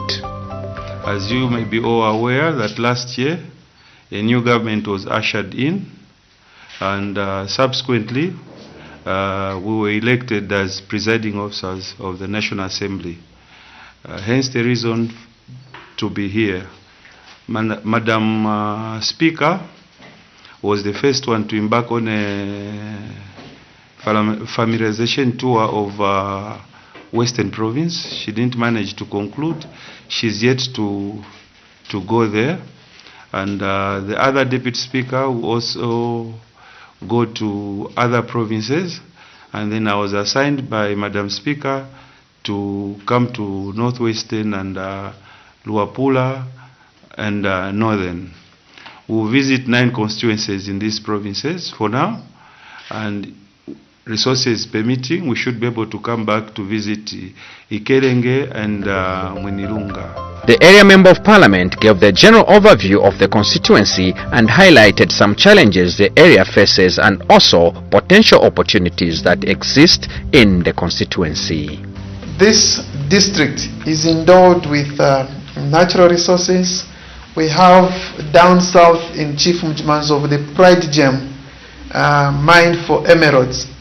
And if you have heard this year, they have actually declared over $1.2 million dividend to the government. It's coming from actually this district. Although we still remain poor, those are issues that we are actually advancing as an area member of parliament representing the people of Solwezi East. Up north again, the First Quantum Minerals have done the setup of a mine. Anytime soon they will be opening up that mine because the environmental impact assessment were all done, and then the mineral licenses, everything was approved. So we are waiting actually for them to get on the ground. Once they are on the ground, we expect that our border area will also develop just like the way Kalumbila has developed. We have high potential actually of contributing to the economic development of this country. The distance from Katanga, Lubumbashi there, coming to Kasumbalesa is over 100 kilometers. But from Lubumbashi to Kipushi border is only less than 30 kilometers. So most of the people in Congo, they have been crying that if this border can be opened, then we can decongest Kasumbalesa. So our appeal through your office, as you have visited us, is that speak also on our behalf that Mushindamo can actually rise to the occasion, to the level of development, and also contribute to the GDP of this country. Solwezi East Constituency Office is one of the constituencies that has a permanent office constructed by the National Assembly and has since moved from the old rented structure situated near the police post. The entourage then proceeded to pay a courteous call on His Royal Highness Senior Chief Kalilele of the Lamba-speaking people of Mushindamo district, in whose chiefdom the office is situated. His Royal Highness was not available at the time of the visit, but was represented by Senior Induna, Mr. Sidini Kunambalata. The Honorable Second Deputy Speaker and his entourage proceeded to Solwezi and started by paying a courteous call on the provincial administration, where they were met on arrival by area member of our parliament, who is also government chief whip, Honorable Stafford Mulusa, and other government officials. Northwestern Province Permanent Secretary Colonel Wishcott Katambi, retired, welcomed the Honorable Second Deputy Speaker and made the following remarks. So you are welcome. This is part of Zambia and the richest province. The MP of Solwezi Central, accompanying MPs, the mayor, my DPS, DC, the media, may I simply say, ladies and gentlemen, my name is Colonel Grandson Wishcott Katambi, retired. I'm the PS Northwestern Province. Sir, you are welcome with your entourage. We have been waiting for you since morning, but of course we are told you had some other engagements on the way. But all the same, sir, we're happy that you have managed to come here. This is Northwestern Province, which I've already said, part of Zambia. Sir, where you are now, in this province, we have got 11 districts. 11 districts, namely Solwezi, Mushindamo, Kalumbila, Mwinilunga, Mafikele, Nkasempa, Mufumbwe, Manyinga, Kabompo, Zambezi, and Chavuma. Now, from those 11 districts, we have got 12 constituencies. I'm sure you are wondering as to why. So we have got them as follows. We have got what I've already gone through, except that in Zambezi, you have got Zambezi East and Zambezi West constituencies. That's what makes the 12. Now, where you are here, this is where you find everything. I'm sure you know, sir. You talk of water, you talk of grass, you talk of rich soils, you talk of honey, you talk of anything. It comes from this province. The Honorable Second Deputy Speaker then highlighted the purpose of his tour. Parliament has embarked on a quite reformative program where we're trying to bring Parliament closer to the people. Hence coming up with these constituency offices where people can easily go, regardless of their political affiliation. They can go there and be able to interact with Parliament at local level. And we've also embarked on making sure that the TV station, Parliament TV is accessed countrywide, similarly with the radio station. And also we are trying to embark on another reform that Parliament TV should be 24-hour services if resources could permit. I know issues to do with the construction of constituency offices, it's an ongoing thing. As you are aware that this is quite capital intensive, and we'll try to engage other cooperating partners that came on board to help us build other offices. So for Solwezi Central, we'll see, we'll try to put it in the program so that as funds permit, we construct for this constituency as well, because this is the nerve center for the province. So you should have a constituency office where people can easily convene and pass over the message even to Lusaka. Later, the Honorable Second Deputy Speaker then took a moment to engage with the members of the press before proceeding to Solwezi Central Parliamentary Constituency Office. At the constituency office, His Worship the Mayor of Solwezi Municipal Council, Mr. Remy Kalepa, made a short remark to welcome the Honorable Second Deputy Speaker and his entourage to Solwezi. It is a great honor to have you and to see to it that you visit our district and as well as the National Assembly's office. It is a memorable event. We always treasure this moment that you took to visit our district. Like mentioned, it is it is the highest populated district. At the same time, the same boundary for the district is the same boundary for the constituency. So the mayor and the area member of parliament share the same boundary in terms of the district and the constituency. Then followed Solwezi District Commissioner, Mr. Tredson Tik Mulofwa. Just as you know that Solwezi District, being the headquarters of the Northwestern Province, we have got a lot of challenges. One of the challenges is that the Honorable Member of Parliament has already alluded to. It is the highly populated district. And also the other challenges is that we are trying to pass through. I'm sure with our help, government is going maybe to look into it. It's about the medical facilities, the general hospital that we have. You know, it was designed in the year back 1970s. At that time when people were counting only about 3,000 quarter to be catered for the whole province. But this time around, we are going beyond that. So, if you hear our area member of parliament maybe trying to ask for some certain developments concerning Solwezi district, that is what we mean. We have some challenges that we're trying to pass through. In his immediate response to the challenges raised, the Honorable Second Deputy Speaker encouraged the district officials to take advantage of the increased Constituency Development Fund, CDF. Now we've got CDF. Yes. Classroom blocks should not be a problem. A classroom block at most would cost 500,000 kwacha. but you've got 15 million for this year alone. In the next 7-8 months, we must use 15 million for that out of the 25.7. Is that not so? Yes, it is. So by the end of the year, that thing should be the thing of the past. But for the hospital, that's a capital project. It's capital intensive. It's an issue that has to be done by central government. That is true. But clinics, as a whole measure to mitigate the challenges that are being presented in our touring areas, clinics can be built with the same CDA. The area member of parliament, Mr. Mulusa, highlighted successes and challenges in the constituency. I think as a constituency we have done more. From the time I was elected, I think we have built more than 6 secondary schools. Just creating where there was nothing in this constituency. Where we had no clinic, we have taken a clinic there. Where there was nothing, at least something has been there.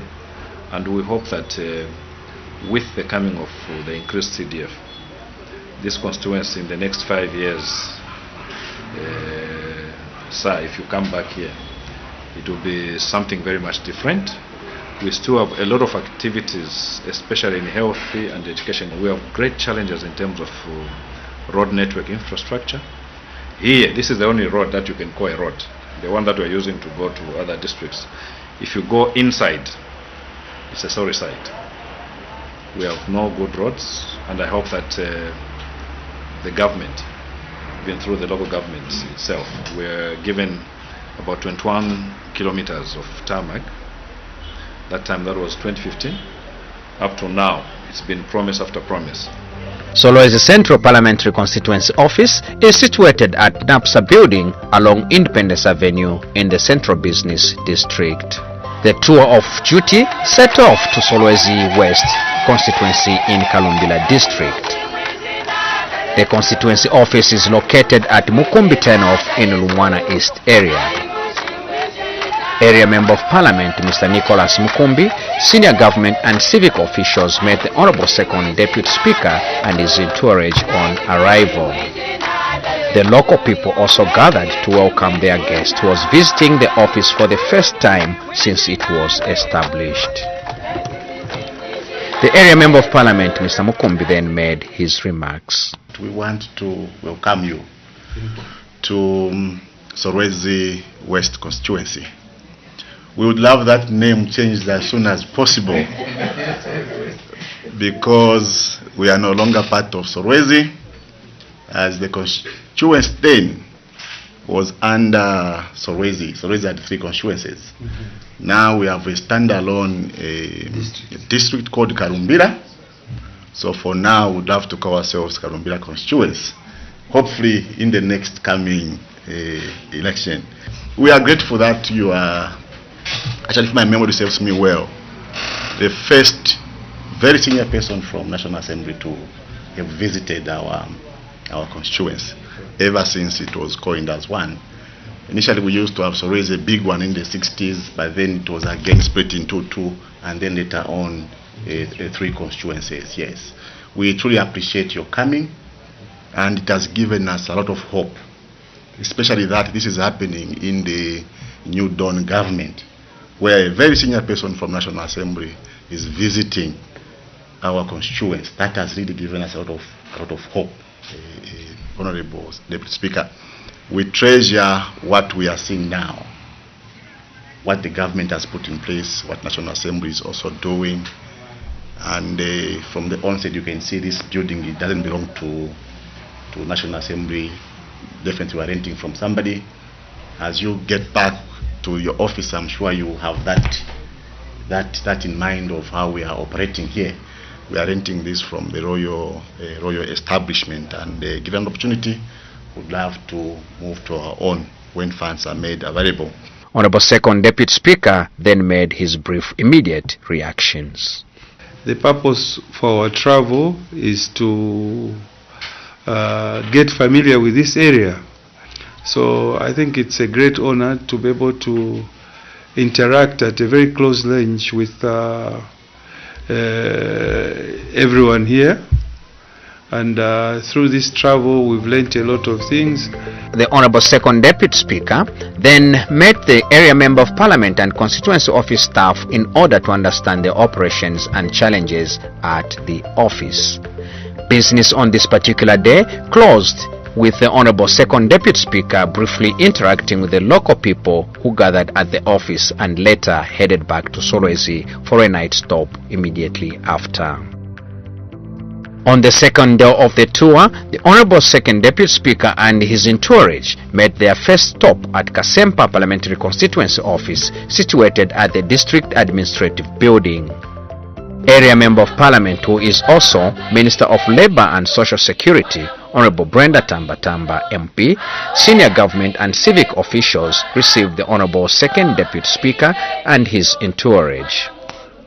This was characterized by special welcome songs and poetry by pupils from Kinga Girls, Kasempa Day and Kasempa Boys Secondary Schools.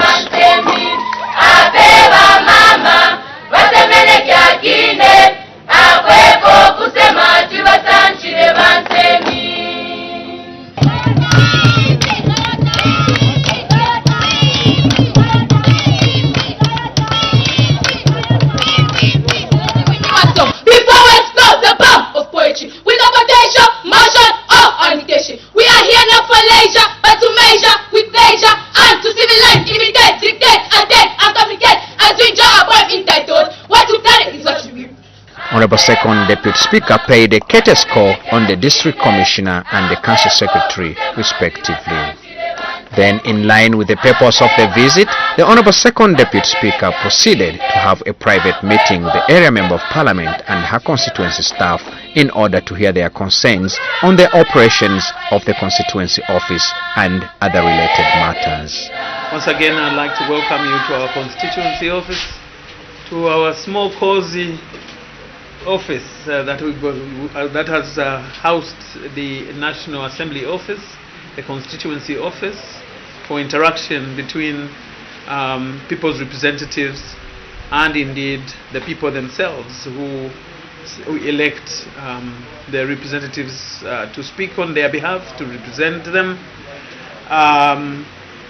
As has been explained already from the various offices that you have visited during the courtesy call to the DC's office, we've spoken about the issues that are constraining perhaps optimal interaction with the constituents.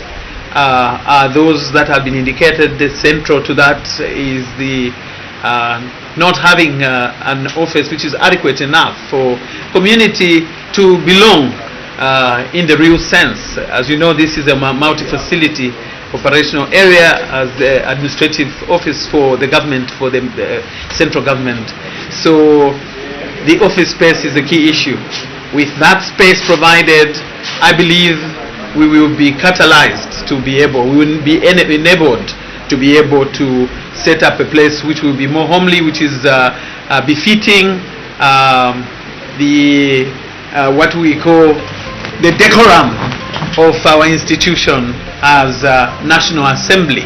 Being one of the constituencies that is yet to benefit from the office construction program by the National Assembly, funds permitting, Honourable Tambatamba took time to show the Honourable Second Deputy Speaker where the Council has offered land for the construction of the constituency office. The engagement could not end without having an interaction with the pupils and the local people gathered before bidding farewell for the next destination. Your future and your dreams are in your hands. Whatever you'd want to actualize is in your hands. Your future is within you. If your future has to be built now or never. So you have to stay out of the vices that will deter you from attaining your future objectives. All the time, spend most of your time with friends that can help you actualize your dreams. Stay out of alcohol, smoking, and other social bad vices, engaging in sex. If you just do that, the sky is the limit.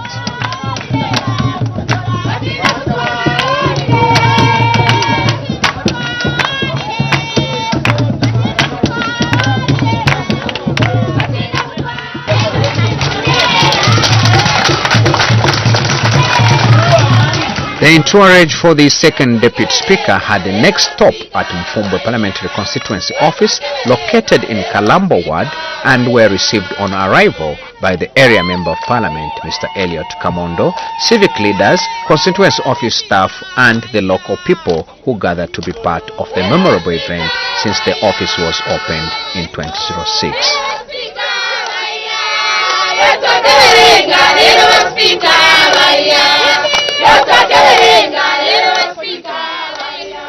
Mr. Kamondo, a Member of Parliament, then briefed the Honourable Second Deputy Speaker and raised some concerns.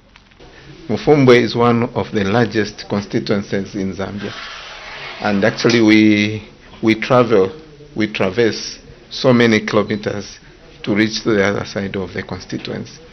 We are unable actually to bring the councillors from the other side because of the vastness and the length of our constituency. Some of them, where they are, areas cannot be reachable during rain season. Imagine even we don't have even a room where we can accommodate all of us. Actually, it's a challenge and a big one. And also, even our people, if they're coming in of the CDF, actually we have a very big number. A lot of people are visiting us actually to inquire and find out a lot. But we are delighted with National Assembly because there is a platform where we are receiving all the information which we are also able to share with the people that are interested in a lot of things that we are doing. The Honourable Second Deputy Speaker then made his immediate reactions in response to the concerns raised. In most cases in Northwestern Province, there is a problem of offices. Out of the 12 constituencies, it's only 4 constituencies that have got parliamentary offices, thereby making it very difficult for MPs to be able to interact with the people, and also the people to have a place that they can call their own, where they could go at any particular time. Most of the constituencies are in rented property, and this is not an exceptional. I've just been told that the council extended their goodwill. That's why you were housed here. This constituency, just like Kasempa, it's a vast constituency. And the concerns that were raised there were similar nature to here, where issues to do with transport have come out to be one of the key areas in order to monitor, even interact with the people. But in this vein, we are lucky that the government has given us 25.7 million kwacha. Before the constituents are delimited, we can utilize that part of the money as long as the Member of Parliament and WDCs and the people agree. There are a lot of reforms going forward that we embark on. Through this journey we are observing, and a lot of things have been revealed. So as a reforms and modernization chairperson, we'll sit when we go to Lusaka with the experts in the committee what best can be suitable for Mfumbwe, because in some instances it's case to case. Issues differ. In the peri and urban area, most people are opportuned that they can to internet. What about here in these areas where few people would have access to internet? How do we help? How do we improve our interaction with them? The Honourable Second Deputy Speaker and his entourage proceeded to Manyinga Parliamentary Constituency. And on arrival, the team was made by area Member of Parliament, who is also Northwestern Province Minister, Honourable Robert Lihefu, and local senior government officials. The area member of parliament briefed the Honorable Second Deputy Speaker at the end of the meeting, closing yet another day on that note. As Manyinga, a lot of achievement has been made. As you are aware, in Parliament, more especially the last sitting, have been talking of Manyinga Mwenyirunga Road. Now this time, Honorable Second Deputy Speaker, this road, our cooperating partner have come on board to work on this major feeder roads because it is economically viable. This is Manyinga Mwenyirunga Road. It will be worked on by the World Bank. Our coming is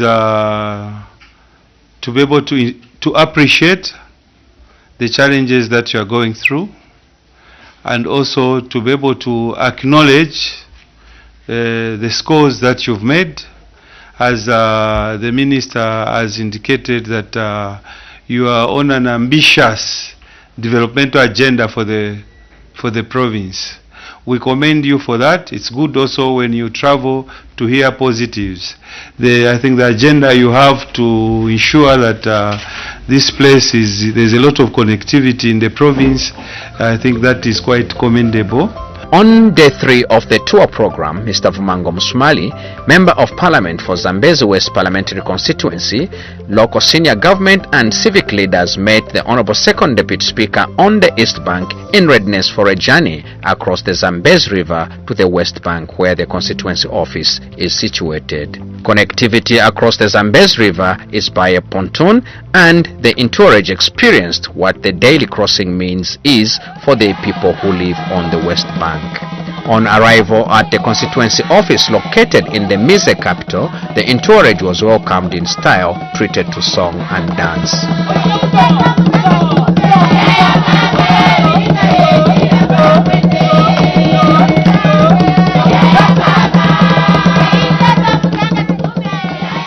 Mr. Musumali then briefed the Honorable Second Deputy Speaker and raised some concerns the constituency is faced with.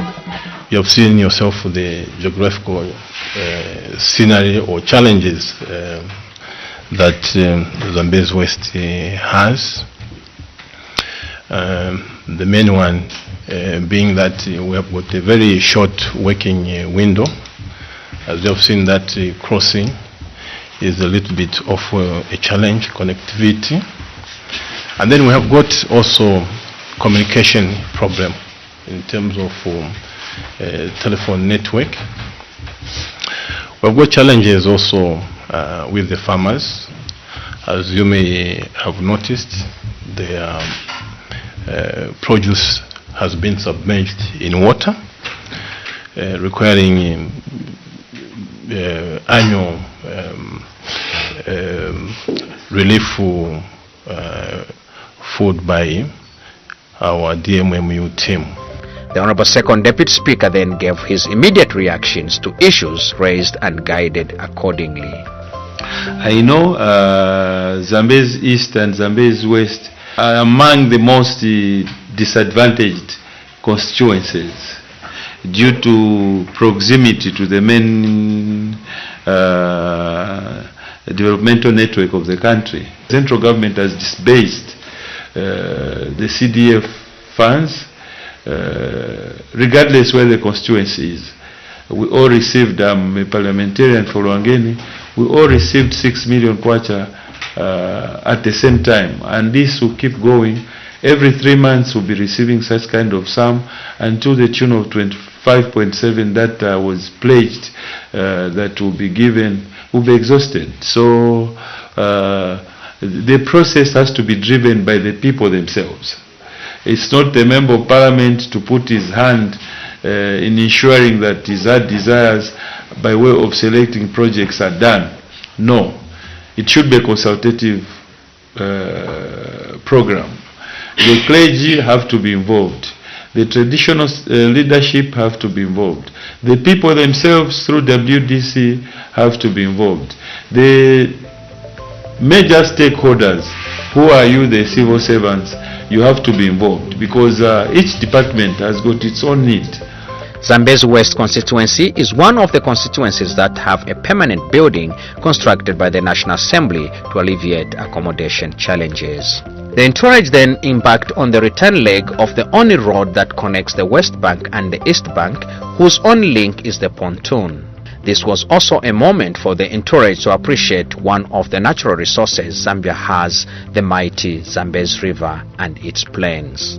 Next destination was a visit to Zambezi East Constituency Office on the East Bank, which began with a courteous call on His Royal Highness Senior Chief Ishindi of the Lunda people at His Royal Mukandankunda Palace in the company of the area Member of Parliament, Mr. Brian Kambita. The entourage was met by local senior headmen led by the representative of the Lunda Royal Establishment, Mr. Brian Mukuyu, as His Royal Highness was out of town. After the meeting, the entourage then headed back to the Zambezi CBD, where the constituency office is located, for an engagement with the area Member of Parliament and constituency office staff. From the time the constituency office was opened, we used to operate from NAPSA building in a rented space. And then to 2012. In 2012, this building was constructed by the government, and now we have a whole new constituency office, Zambezi East Constituency Office, which office acts as a face of the constituency where members can interact with me through the complement of staff that you have seen around. We are really delighted to host you here because it gives us that confidence that the National Assembly pays attention and gives importance to these offices, which we utilize as an avenue for the constituents to interact with their Member of Parliament. These members of staff are carefully selected and they professionally carry out their work. This office is non-partisan. Everyone from all walks of life are free to come here and launch in their issue, which is addressed to me. And with speed communication, it is communicated to me and I attend to all those issues. So it is quite a very important office, except that we lack sensitization. You should also encourage them to visit this office. As in your meetings, try to encourage them to visit this office. Most of the traditional leadership is non-partisan, just like you people that work in this office. This office should accept all sorts of people, regardless their political inclination, because a Member of Parliament is just partisan in the ballot. Thereafter, when he's declared winner, he's a Member of Parliament, including for that one who contested against him. So he's expected to provide service and counsel to them. So let's encourage this relationship that we should grow, so that at whatever level there is no mishap whatsoever. The visit to Zambezi East Parliamentary Constituency marked the end of the tour of a visit to constituency offices in Northwestern Province in Leg 1, yet to visit Ikelengi and Mwenlunga Parliamentary Constituency offices.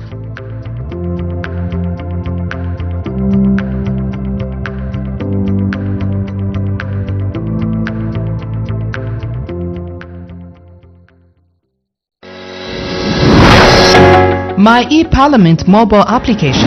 My eParliament is a mobile application developed by the National Assembly of Zambia in order to bring Parliament closer to you. You can download and install My eParliament from App Store or Play Store. Once installed, you can raise your concerns, provide your input, opinion and feedback on various projects or decisions being made in your constituency. On My eParliament mobile application, you can listen to Parliament Radio. You will have access to parliamentary documents such as bills and acts which are considered in Parliament. You will also have access to National Assembly social media platforms such as Facebook, Instagram and Twitter. You can also watch parliamentary debates live on our YouTube channel. Download My eParliament now. My eParliament, bringing Parliament closer to you.